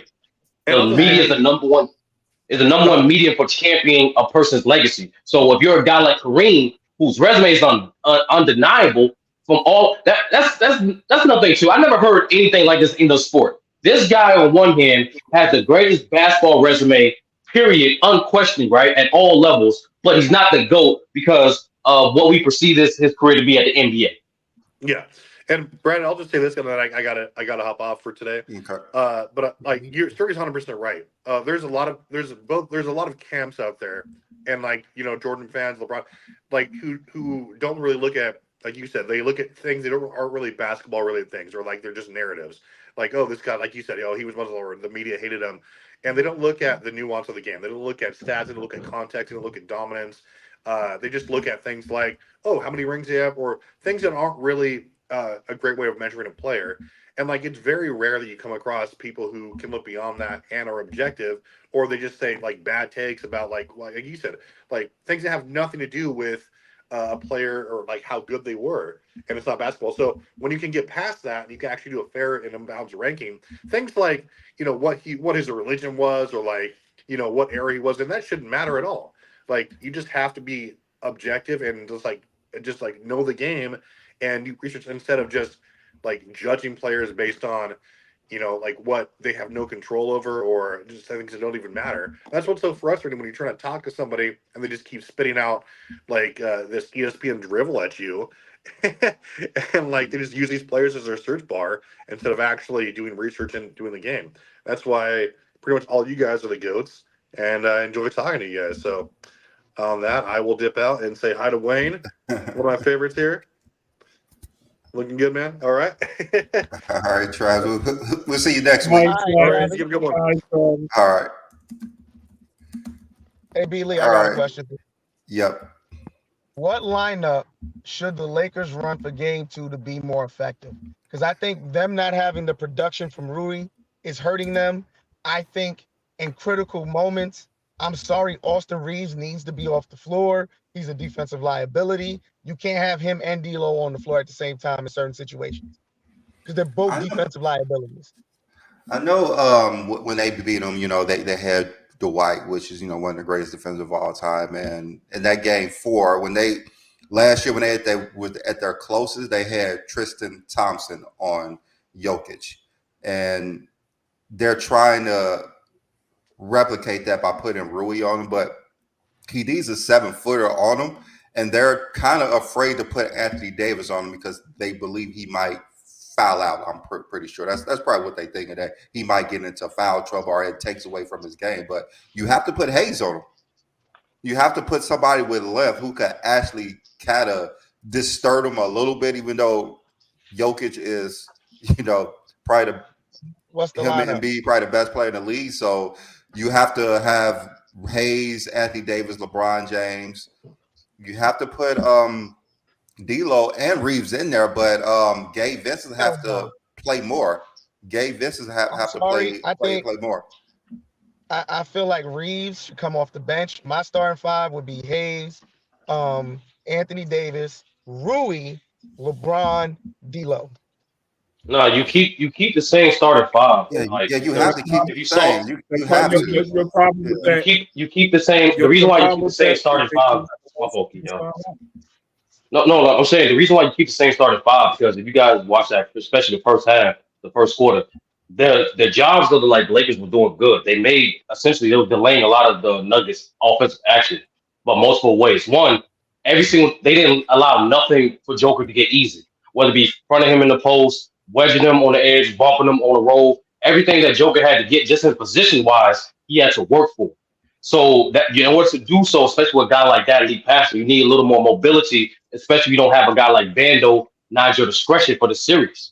So the starting lineup wasn't a problem. It was just certain stretches of the game, like I forgot who alluded to earlier in the stream. That sort of thing. Like when KCP had that stretch, the Lakers couldn't match that production, in particular the role players. This series, in my opinion, is going to come down to role players. LeBron and AD is going to match the production of Joker and Murray, as we saw for game 1. But what was the difference was the role players hit down key shot. They went on stretches. Literally, the starting 5 of the Denver Nuggets, I believe all of them had at least 12 points. And 2 of those guys had more than, and at least 4 of those guys had more than 15 points. Like, it was this, yeah. I feel like if you move either DLo or Reeves to the bench, more in particular Reeves, you let him come in with that second unit, he can give you production off the bench because Denver's bench killed the Lakers bench. You got nothing from the bench. They already tried that before with Reeves, and he just wasn't as productive. He's more productive in the starting lineup. Certain players are, and he has this sense that he has to start, so you don't want to lose that. Yeah, he just has to play better. Yeah, like it's hard. Yeah. It's hard, but too you late have to to start him. Yes. it's too late to change the starting lineup. What the issue is that what comes off the bench and when AD is out. The problem is that the Lakers are one of the are a terrible offensive rebounding team. They allow a lot of other teams offensive rebound the ball, and it's just so stupid. They keep playing small ball and put LeBron or Rui as center, LeBron played and then they center have to last guard night, all bro. these Come big on. men. It's the dumbest thing ever. It was LeBron, Tayshaun Prince, Gabe Vincent, Reeves, and DLo. I'm like, did this fool really just put out a floor guard lineup? Like, how? Small ball lineup with no shooters. Yeah, well, Prince the shooter. That's about all. No. I'm saying like all four, at least three of those guys can shoot. But the point is, you have that exactly was the point. Offensive rebound special was killing them. Like when they're not Warriors and they're playing small ball. It's like, what the hell are you doing, man? Like, there should be no point in the I don't game. know how LeBron Darvin James Ham is got the that center. coaching job. No, yeah. I don't know. Starts with the coaching, bro. Like Darvin Ham is coaching them out of these games. There should be no reason LeBron James is playing the center at any point in this game. You got a whole 7-footer you're not even using. You don't even need him to score. Just stay in front of your goddamn man and rebound. Nah, I will say this though. When you play guys like Gabe Vincent and Hayes, those guys draw a lot of fouls. Like, not draw a lot of fouls, they cause a lot of fouls a lot. And that's the thing that affects their minutes. So I would say if I was Darvin Ham, I would definitely never do that again. I would put out Braun at the 4, Rui at the 3. No, Braun at the 4, Rui at the 3, and Hayes at the 5. And then any guard combination that goes by field for that game, at least for that stretch. Because during that stretch, that's when the game really got away from him. It was during that stretch when he had that lineup out of it. Yeah, when it had small ball and it was just they had so many offensive rebounds that was going on, and like second chance points, and another thing is that LeBron, it wasn't a lot of people talk about his turnovers, but it wasn't even like he was just willingly giving the ball away. I don't know if anybody was half of them was because of the teammates. Yeah, exactly. They were fumbling the passes a lot. All turnovers not the same. Like when people say that you can't just watch the stats and give context, I'm actually watching the stats, and the context was that LeBron was giving good passes, and a lot of times Rui or DLo, they weren't hustling or they were fumbling the passes. Fumble them on a fast break, like there's a fast break and they fumble the ball. Yeah. Rui's tired having to guard Jokic, man. Like you need. I'm sorry, Rui's the third best scorer on the team. Regardless of what anybody want to say, they sit here and say DLo is usually DLo or Reeves that come along. It's Rui. You have your third best scoring option, tired as hell, guarding Jokic because you're not. I'm sorry, Darvin Ham is doing a terrible job coaching. The starting 5 he has on the floor is not going to win. But Twin Man also we can't cap. Regardless of what they're doing defensively, those three guys, Reeves, DLo, and Rui, combined have to be 55 points. No matter what happens, they have to combine for at least 55 points. So if Rui is giving, you have to mix it up as well. Yeah, you there's have no to reason mix why it up as well. Yeah. There's no reason why DLo and Reeves. DLo and Reeves was shooting. DLo and Reeves shot horribly last night. That has nothing to do with Rui's defense. They have to shoot well regardless of what defense is going on. To be honest with you, Rui did all right in the first half with him. Mm-hmm. But he did okay in the first half with him. But DLo and Reeves have proven they're too inconsistent. The AD has been Rui. It really has been. So why do you have him guarding Joker when you have a 7-footer on the bench? But because you can't start that 7-footer because, like I said before, Twin Man, he caused a lot of fouls. You can't have a guy like that started for you. They were double teaming Joker last night. So if you keep that same philosophy, and every time Joker's gonna get the ball, you shoot Hayes and AD at him. I like that better than you have Rui on him and then shooting AD at him. You can't because Hayes. You can't. At least you still got because Hayes and LeBron. At least you still got some height in the backcourt. Hayes is trash. And LeBron back there. Hayes is a low IQ player, Twin Man. He don't know how to rotate. Like, there's multiple reasons why they don't. No, it's more than just a big body. Even with Tristan Thompson, right? Tristan Thompson, Dwight Howard, they ain't just make Joker more make things difficult more Joker because they were more physical. They also was able to rotate. They was also able to box out and get consistent boards. Hayes don't do those other things. Well, I mean, he does a lot of the dirty work though. He's too raw. Like he's too raw. He missed a lot of assignments defensively. Missed a lot of rotations. He don't communicate consistently. You need all those little things for the playoffs. You can't. That's what I understand why he gets limited minutes. I do agree he should play more, but start him? No, absolutely not. Bro, that was his problem in New Orleans.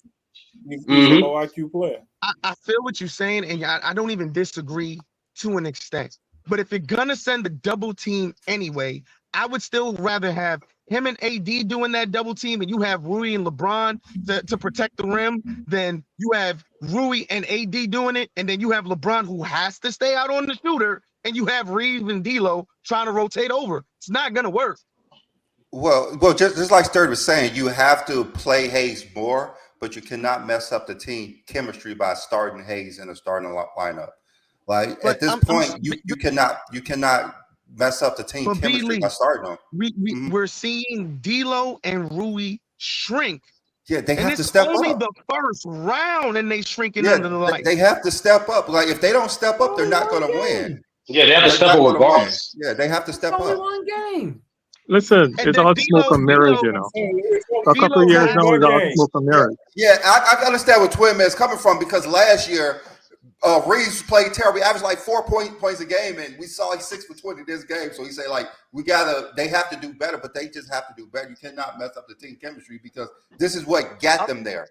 From the time they got their chip. I get what you're saying, but if you're trying to get to the championship, you as a player have to be willing to sacrifice. If you know I ain't got the hot hand, give somebody on the bench a run. Put Gabe Vincent in there instead of playing him 10 minutes, give him a few extra minutes to see if he can get it going. That's true. Like that's completely true, but you cannot mess up the starting lineup just because of one game. That's what we're saying. Like he has to do better with his rotation. He sees that someone is not performing, put in someone else. Yes, he needs to do that, but I think they're going to have to continue to start Rui and put him on Jokic the first couple of minutes of the game before Hayes get in the game. I mean, do you want to put Hayes in the game when the Lakers lead or Denver lead? When the Lakers are up, that's what you want. You want simply put. If the Lakers is always down, then he can't. Yeah, when simply put, when AD leaves the court, Hayes can come in. That's how simple it has been. That's what I'm saying. That's simple. All right, be safe. Because no matter what, AD's going to play at minimum from anywhere from 36 to 40 minutes. Like that's.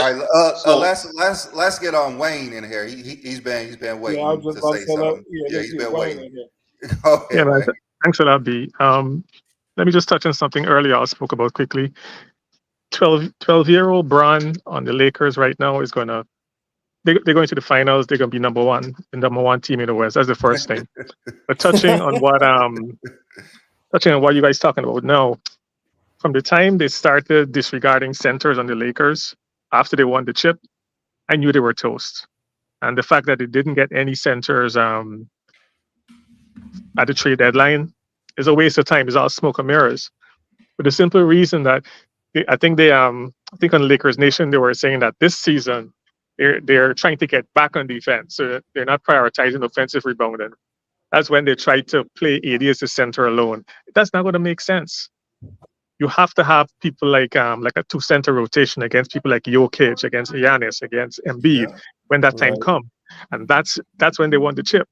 And right now, there's a lot of smoke and mirrors, because they want AD to block out and the guards to come down and rebound. How the guards can rebound against Aaron Gordon? Impossible.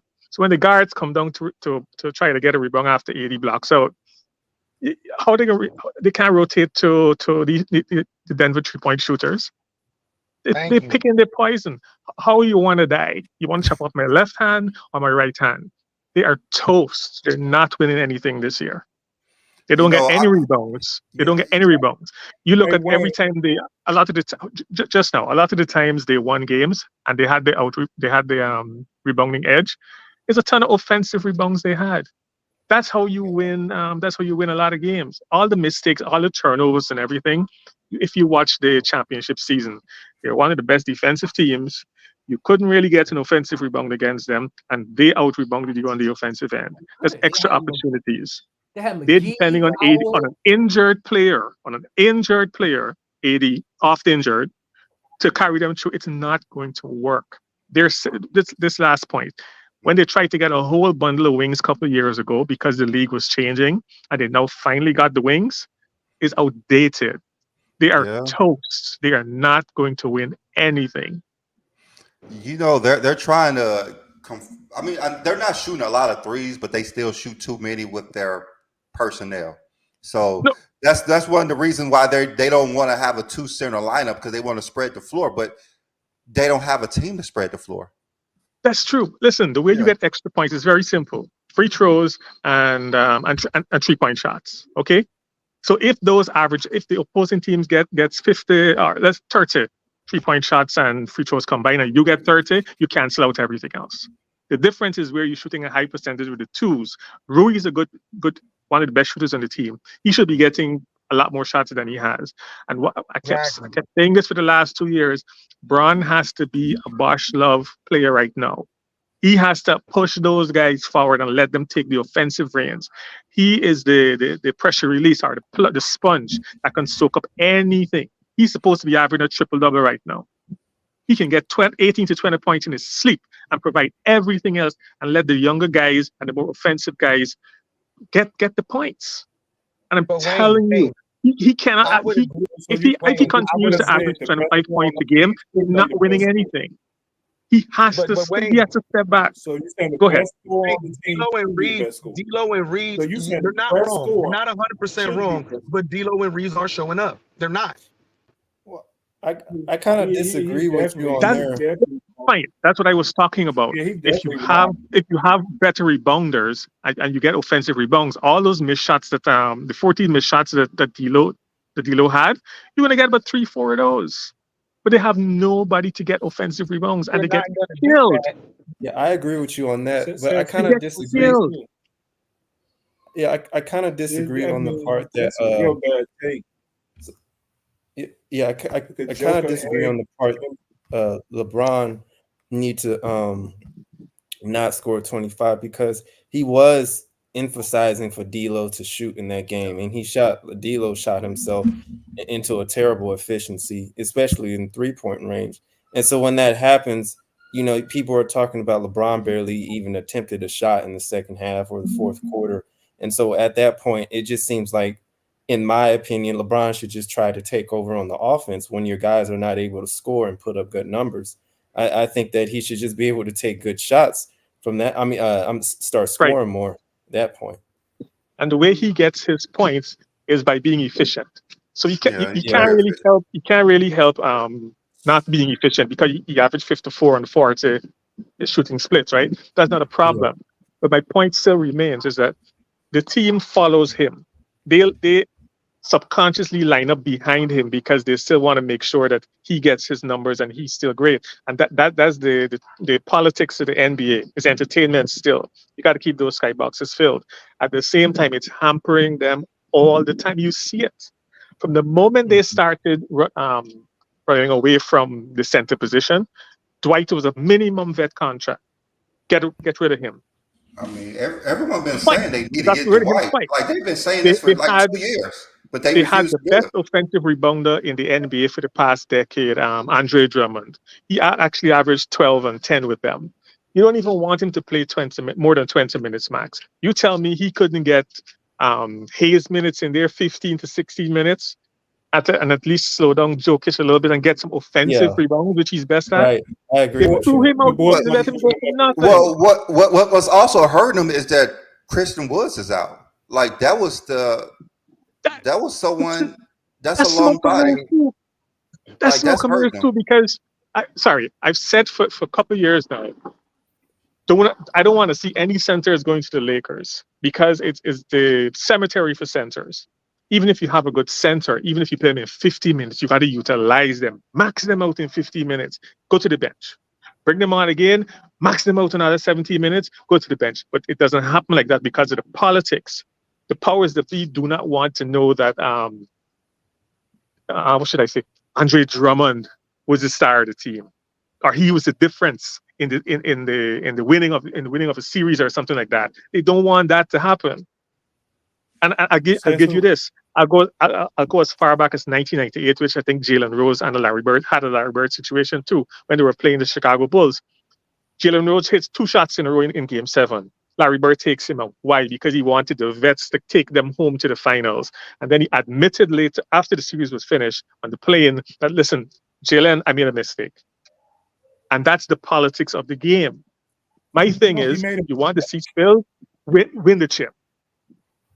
And since they're running away from since they're running away from the center position and they're having less rebounds, they're toast. They're not winning anything. How did they win the championship? I'll go point for point with anybody on these issues. How did they win the championship in It's a big 2020? men that shoot now, so that's going to be the new thing: is getting a big men that can shoot. It doesn't make a difference because they don't utilize them.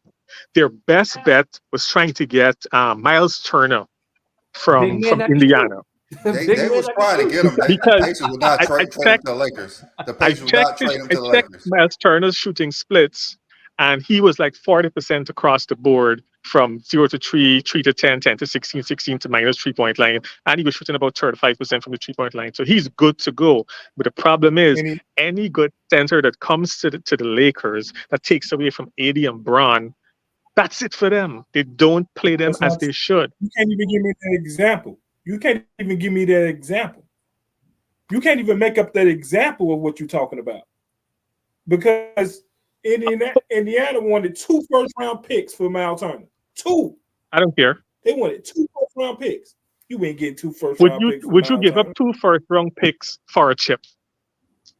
There's no guarantee they'll win a chip with them. Without a proper center, without another center to defend the rim, they are toast. All-star players for they want a all-star package for Miles Turner. Yeah, and Miles Turner comes off the bench. They're toast. Listen, you're playing the percentages. First-round picks for probably like an Embiid or a Giannis. You don't give up 2 first-round picks for Miles Turner. But his example, listen, we are how we are, and that's why they suffer. That's why I said it's all smoke and mirrors. Because whoever's making the decisions there, not making good decisions. Sometimes you have to overpay if you want a better chance at winning a chip. And that's why they get killed on the offensive rebounds. And if they don't shoot well, and that's a 50-50 split there, they can still get killed anyway. I would have pulled that. I would have pulled that. The personnel right now. Tell me the last team that overpaid to win a chip. Wait, I didn't get you. What's the last team that overpaid to win a chip? I can't remember offhand. I kid you not. You're gonna go years. Who overpays lose. So, like, I understand what Wayne is saying, that I've been saying this for years. They need Dwight Howard on the team, and Dwight Howard had to go. Like, I don't understand the thing with Dwight Howard, why they don't want to sign him. I know why I want Dwight Howard. I know that. Why don't do that? We don't do that today. That shouldn't be the reason.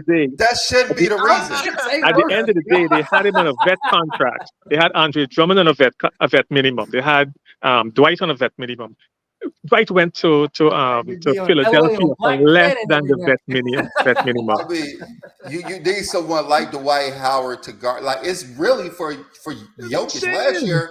Last year they could have won a title if they didn't play the Nuggets. Like, that's the only team. It's Dwight Howard, but there's no one as smart as Dwight Howard defensively. They had right. JaVale McGee. What's his? JaVale McGee. JaVale McGee. Jokic misuse him all the time. Like, Hayes is going to get misused by Jokic as well. Like, they need someone smart like Dwight Howard to keep him to 25, 8, and 8. But there's no player specific series players, right? Yeah, there's no player to do that. They're sending the double team anyway. They're sending the double team anyway. Jokic can look, or he's able to still see the floor over Rui. So if you Of send course. Of course. AD and Hayes at him, someone closer, comparable to his height, that could be somewhat more effective because at least you got two big bodies on him, or just leave Hayes on the island. I'm sorry. Leave him on the island. He You has have 6 to. fouls You to have to. give. Yeah, you have to make Jokic a score. There's just so many complications, That's what man. I Like, said. there's You gotta nothing make you can Jokic go a with. scorer. There's I no said way you No, can 'cause find an easier way. I think y'all making it more You're difficult toast than it both really is. ways. Yeah, there's just so much. I just don't think It's they should play Jokic. There's small there's ball there's there's anything. no way they could stop Jokic at this moment. There's no way they could stop Murray. Those two players they cannot stop. What do the other teams have to be able to stop the Denver Nuggets? They don't. They can't. They haven't stopped them. That's the problem. The Minnesota only they team got that the same stopped thing. them, There's the only- only team there's that only stopped one them Minnesota team. got the was best the chance. Lakers in 2020. That's the only There's team. only one team in the West right now, I think, that can actually match up good Minnesota. with, yes, you beat me to it, Minnesota. That's it, and that's because of Cat and Gobert. And Gobert, yeah, exactly. That's They got And then big they got men. Hey, Ant-Man don't on forget the about offense. Nas Reed. No, We ain't I'm gonna just forget talking about. about I'm just Nas talking Reed. about. I'm We ain't talking gonna about. forget At, about Nas I'm just Reed. talking about that big I man mean, position. they have You have players to two guard big them. men That's that what can I'm talking really about. match Nas up Reed, the on backup Jokic center. and make him work. Yeah. And Cat can lead him out to the 3-point line, so he won't be clogging up the Nas paint for Reed those can do the rebounds. same thing.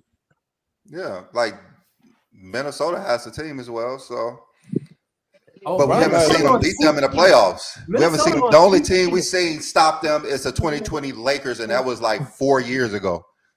Right. And the only I time they actually didn't win thought it because Murray was Cat was a hurt. better fit than AD for the Lakers because he shoots 3-pointers very well. You think Cat is a better player for the Lakers? I honestly thought Cat was a better fit for the Lakers because of the 3-point shooting they needed, and they've been encouraging AD to shoot 3, 5, 6, 7 threes a game. That's nonsense. But the thing is, AD defensively is what makes the Lakers Yeah. competitive. Like you cannot Very true. That's what you cannot take someone who shoot threes compared to the best defensive player in the league. Like that's the Anthony reason the Davis Lakers are should be the competitive. Defensive player of the year, in my opinion. But hey, They, yeah, like that's the reason the Lakers are even competitive because of Anthony Davis' defense.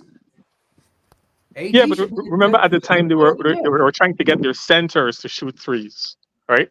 Yeah. So you had to give up something. They also, I think, had Dwight for a year that they I mean, misused him. 2020, The AD Lakers was tend to knocking misuse down players. threes. Like AD The- was knocking down. Like the last 3 years, he could not shoot threes for some reason. Right. But the Lakers tend to misuse players. I noticed that. Why would you try to make DLo into some sort of defensive player? He's trash. They try I to don't think make they're Reeves. trying to make him to a defensive player. He has to play defense. That's the thing. He They just has try to to play make on the court. Reeves a superstar. This awesome player. He's a good player, but he's a good number 4, number 5, or number 6 player. Who Not a else do 3 they player. have though, Wade? Who else do they have? They have to use these You, players. he's They should've used arguing Rui. narratives instead of actually watching the game. You got to actually watch the game, man, because you said they tried to make him into a superstar. Did you, Reeves. Are you talking about that's Austin your Reeves? example? Yeah, they were pushing No, him. I'm They were sorry. pushing him the I'm last sorry. couple of I years. happen to. I agree with Wayne on this. Lonnie Walker played better defense and was better efficient and had better efficiency from the floor than Austin Reeves. You let him go. I'm sorry. Yeah. You let KCP go. Who would you rather have, Lonnie Walker or Austin Reeves? KCP or Austin Reeves? Let's be real here. They did try to put Austin Reeves on this pedestal, and every time he Right. plays an elite team, he They gets went exposed. cost Gets efficient. folded, yeah. They went Of course, cost they efficient. re-signed him. Of That's course, all they that was about.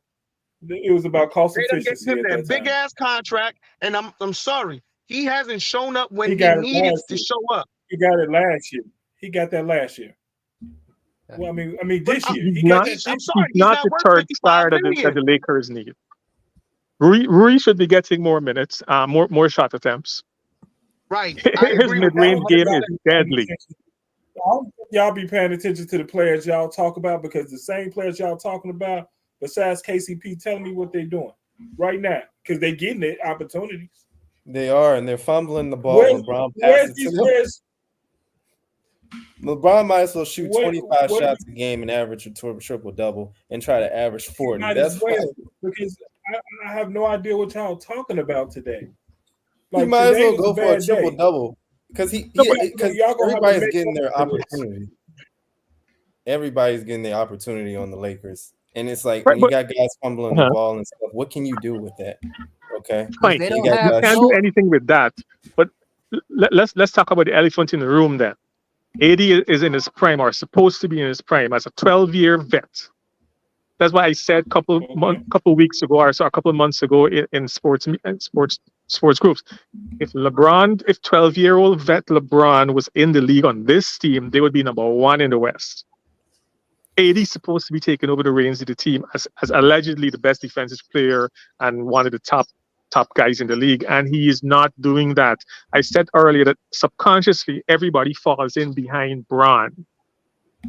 AD should be ahead of Bron doing what he's supposed to do, demanding the freaking ball. If AD's not shooting 20 shots a game, I got an issue with that. Anthony I mean, Davis showed one of the things we're expecting Anthony Davis to be something that he's not. Yeah, That's the problem. And y'all want LeBron? He's trying to make LeBron James something that he's not. That's the criticism they This have. is who Anthony Davis is. And LeBron is an alpha, and he's not going to give over the reins to anybody else unless they actually take it from him. But Anthony was. But Wayne, you give up the reins when you can't produce anymore. That's when you give up the reins. LeBron James is still very productive on wild efficiency. I can understand if he wasn't efficient and he was taking, 20, 30 shots to give you 25 points. He's still wildly efficient. He's still doing, like I said earlier, what he did 10 years ago. So AD just needs to feed off of that. It's not those two. It's everybody else has to do their job. And I'm sorry, it starts with the coach. You can't have DLo shooting 20 shots and you're not taking him out the game. They have two defensive rotation with Reeves, DLo, and the other two bench players to not give them some minutes, to not get credible production out of the guard position. They have their best guard defensive rotation right now in the last couple of years. Well, I say this: AD can be the number one scorer, the best defensive player on that team for them to succeed. He hasn't shown that he could do both successfully and lead the Lakers team. So he has to be either the best defender or the best offensive player. He can't be both because he's not built for it. Somebody mentioned the coaching staff. That's a whole nother show by itself. They're a waste of freaking time. Waste. The reason you need DLo to take those shots, because one, you don't want to take his confidence away. That's what happened last year. You took his confidence away. So you want him, you actually want him to take the shots, and you don't want him to feel down about taking those shots because he missed them. You actually want to get him more confident so he can stay aggressive. Him staying aggressive. But John, he's shooting him out the game. Well, I think that you're not even paying attention to the whole series. We're not going to take one game and say he's shooting us out the series. It happened one game, but you don't want to take the confidence away from last year. I think that they yanked him too early last year. He his shots last year, and he played like trash. So did Austin Reeves. Mix it up. That's all I'm saying. I can understand what you're saying, John.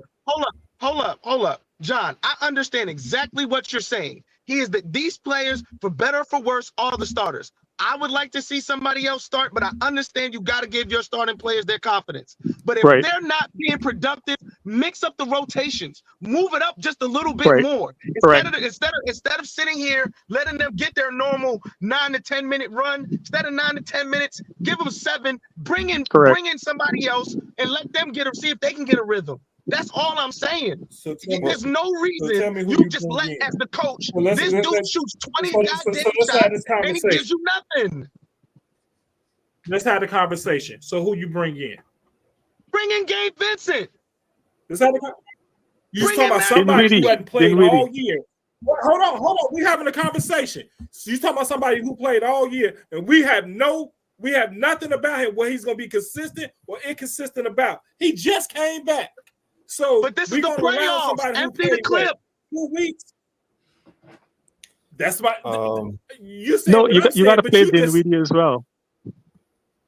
I think that Gabe what Vincent he ain't should have played done. all year. I think that maybe he should have placed his shots in the mid range instead of the 3-point line continuously.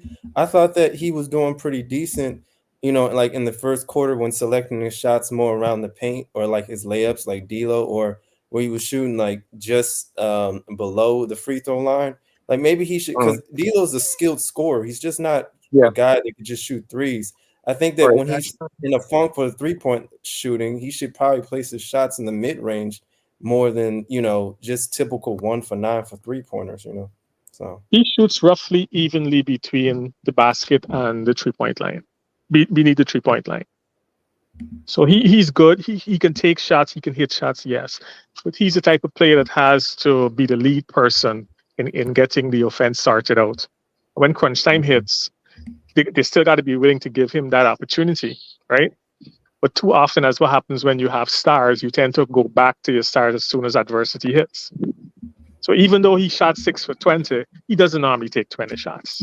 Let's be real. Somewhere around 15, 16. If he's hot, he's going to take a little bit more. The thing is, from the time you see him not hitting his shots, you got to insert somebody. Dinwiddie is a legit starter. He can hit shots. Right? He said game winners before. He's run a team before, 20-7 in New Jersey. You got to give him some quality minutes there too. And Gabe is also rounding into form. He had like about 9 points on 50% shooting a couple games ago. So he's rounding into form. And just like Byron Russell got his break when somebody was messing up on the Jazz, and he was the 12th guy on the bench, he came in and got the starting position. Listen, I don't care. Let the guy who is playing get some minutes. Who's playing well, get some minutes. We just make up narratives to make it sound good. And it doesn't even, I mean, Gabe Vincent really just came back. He literally just came back. And he's been getting 14 minutes a game. He's been getting 14 minutes a game, and he's slowly but surely rounding in. You're not asking him to do too much. Very inconsistent. Gabe Vincent's been very inconsistent because he hasn't played all year. So is DLo and Reeves, though. So what happened to Dinwiddie? They gave us games. They gave us games too. So we push aside the things they've done for us. But we're talking about what happened. We're talking about the playoffs, though. Let's talk about the playoffs, though. In the playoffs last year, DLo and Reeves were very inconsistent. Rui Hachimura was the third best player on that team. Am I lying? Right. You're talking about the Denver series. Reeves actually played decent in the Denver series. So Twin Man, are we talking about the Denver series or are we talking about the playoffs? Because that's two different answers. Well, hold on. We can talk about both. Through the playoffs, DLo had some bright moments, but he was inconsistent. Reeves had some bright moments.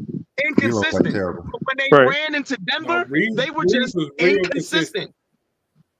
Reeves was consistent. And it was Reeves. Reeves played terrible. Hey, I'm not saying give Vincent 25 minutes a game, Don't get me wrong. I used to coach, brother. I know what I'm talking about. If as you get a little better, you ramp up the minutes by 1 or 2, and you see what he can give. You just want a stopgap measure for your starter. That's what you want. And you have Dinwiddie as well. You just want a stopgap measure for the starter.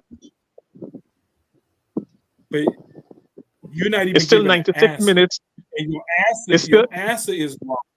Your answer is even wrong because we all know who will be coming off the bench, and it wouldn't be neither one of them if he was healthy. It'd be Vanderbilt. That's who will be playing, and he can't score. I know.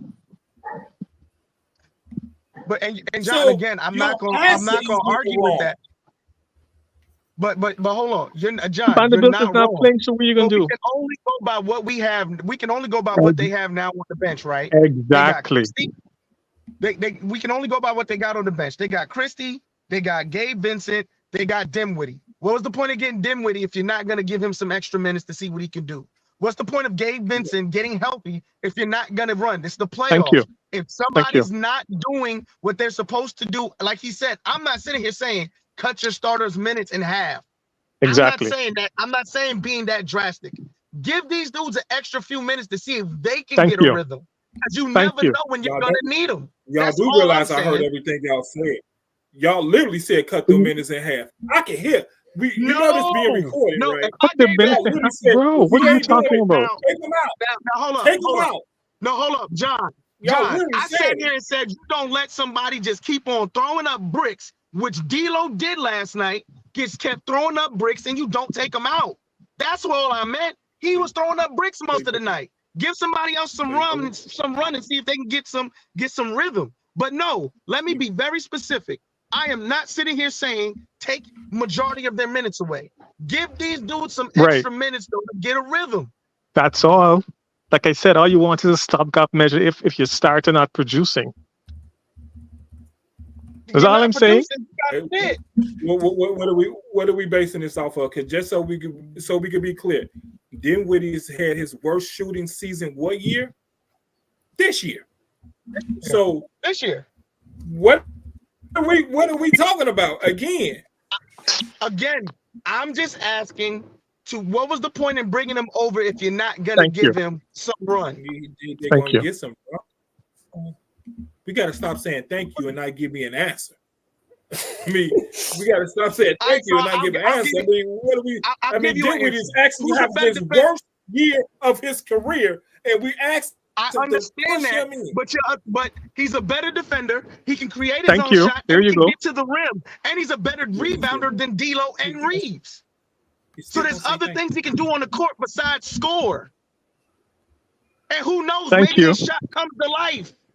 We don't know if he don't get no run though. Didn't he block Damian Lillard's shot to win a game couple weeks ago?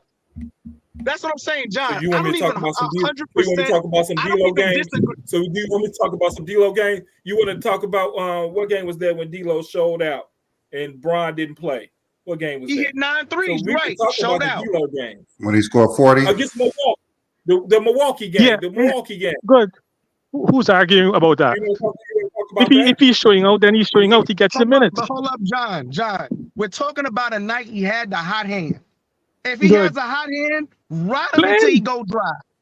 I'm not disagreeing with you. I'm just sitting here saying if you've seen he has a tough night, there should be a way that you don't kill his confidence, but at the same time, you're not gonna let him shoot you out the game. Because there was times he just took bad shots. He just took bad shots. He's one of those tricky shooters who would make a lot of bad shots, right? So you got to give him credit. You got to allow him to shoot. But I'm telling you, if he goes another 6 for 18 or 6 for 20 in the next game, and you're saying still keep his minutes where they are, something's wrong with you. There's got to be an adjustment period here. There Of course. has to be a move. What did they do last year? What did they do last year? Nothing. They cut Not a him. damn They thing. didn't even Put allow him in him 3 to guard rhythm. lineups. They didn't even allow him to get a rhythm. They put him on the bench. But True. What was the excuse last year? What was the excuse last year for the people who they was bringing in? Oh, but okay. John, that's what I'm saying. I can't 100% disagree with what you're saying, but it's like you're not trying to see that there could be another way to do this. Like you have these players, utilize these players. We saw what Gabe Vincent was for the Heat last year. Let's not pretend like Gabe Vincent can't shoot. We saw what he was. We understand Dinwiddie's having a tough year this year shooting the ball. I completely agree, but there are other things he does on the court very well. All I'm asking is utilize your team. I understand Jackson Hayes, his IQ's lacking, but he's a big body and he got 6 fouls to give and he's an excellent rebounder. Utilize your team. Well, man, what's Darvin Ham's weakness as a coach? He like to put in small He ain't got lineups. no brain. He puts in these small ass lineups. He puts in these small ass lineups.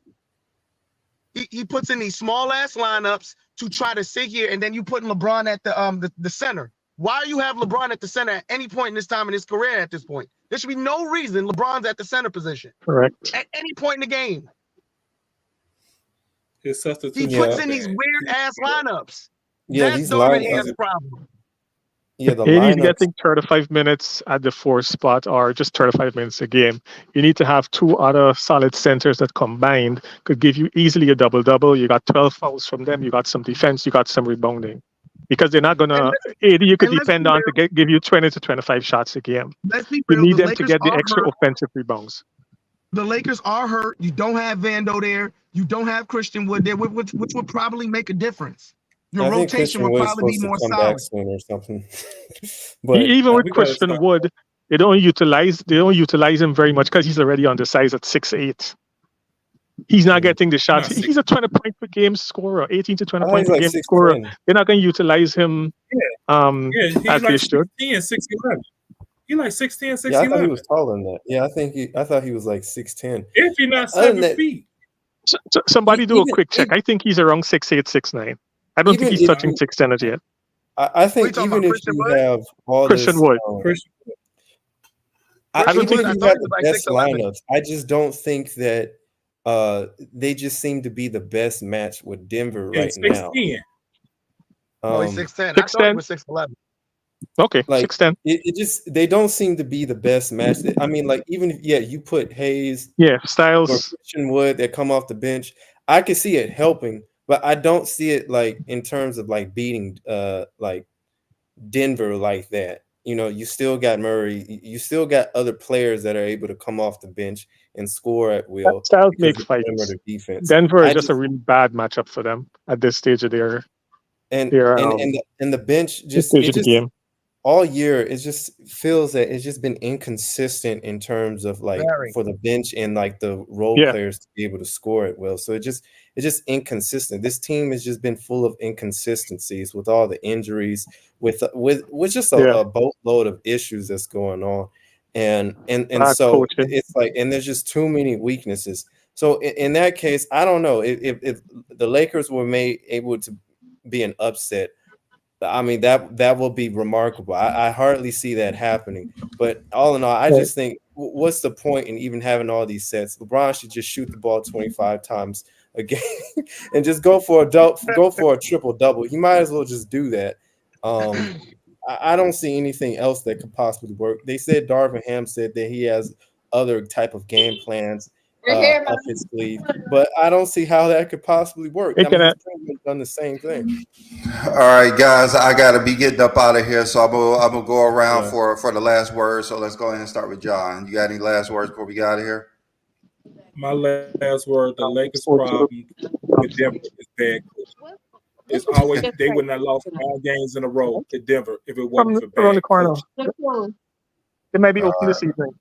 All right, what I can't about you, hear Toy John. Man? Yeah. I didn't hear what John said. What He John was saying said. it's bad coaching. That's why the Lakers been losing. I honestly believe now, John, me and you really didn't disagree on a lot. Maybe we might have disagreed on maybe the minute expectations on stuff like that. But we and you agree on a lot. We definitely agree with the coaching. I'm sorry, Darvin Ham's coaching is atrocious.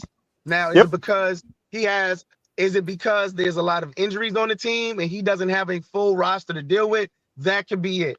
But I'm sorry, as a coach, you have to make a tough decision. And sometimes your starter needs to realize to stay in that starting spot, you got to earn it. Stop letting DLo and Reeves offense and defense shoot you and play you out of games. That game last night was very winnable. DLo in the first half, he kind of had it going. And then in the second half, he took a bunch of dumbass shots. And instead of doing and making the hard decision and making him sit a couple of minutes to get his mind right, he just continued to let him shoot them out the game. Now, were there some other things that contributed to the loss? Yes. But at the end of the day, if you're not going to get production from your point guard and your 2 guard or your bench, you're going to lose. So until Darvin Ham decides to be a coach, they're not going to win. All right. Ismail, any last words? 2 things. I think that when LeBron is all said and done, when he's retired, I think more people will have him past Jordan. I don't know consensus, but I do think so. And second thing is for the Lakers. It's been a long time since I followed a team closely. I've watched about 80% of the games. It's been pretty entertaining how people have been going crazy when DLo plays bad, when Lakers play bad, Austin Reeves play bad, and then they play good. It's just the mix of it, and then playing Denver, how pretty much the saying how Lakers been afraid of Denver. I just think it's been pretty entertaining. Will they pull off the upset and be able? I don't know. It doesn't look so good, but all in all, it's been pretty good looking at LeBron James's 21st year and seeing how he's been playing pretty good. And so I just think it's pretty entertaining. It's been a pretty good season to watch. So that's all I have to say on that. All right, Wayne, last one. Ismail, that was a great take. Thank you. All right. Parroting some of what the guys said already. Bring us home, Wayne. This 21st year has been entertaining. I've been waiting patiently for the season end stats and the awards to go out because I got my updated list. And it ain't looking good for Michael Jordan. Can't even get past Kareem. It's not looking good. So I can't wait to show you guys, Billy. I don't know how you guys can format it or whatever, but I can get my information over to you as quickly as possible. Oh, yeah, and we'll take it from there. All right, yeah, it's been looking good for Mike. Grass work. All right, you guys, a good show. See you guys next week. I guess that will be game 5 if it is for the Lakers, but I guess it's going to be game 3.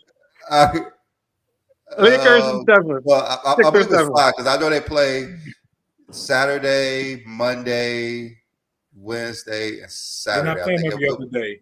Yeah, Denver, it'll Denver be and 5. Denver and 5. I feel Lakers like Denver's going to have a horrible. Denver's going to have a horrible shooting night, at least one night. The Lakers are going to be able to steal a game, and it'll be Denver and 5. Lakers and 7. Lakers and 7. Lakers and 5. There we go, Wayne. Me and Wayne agreed on something.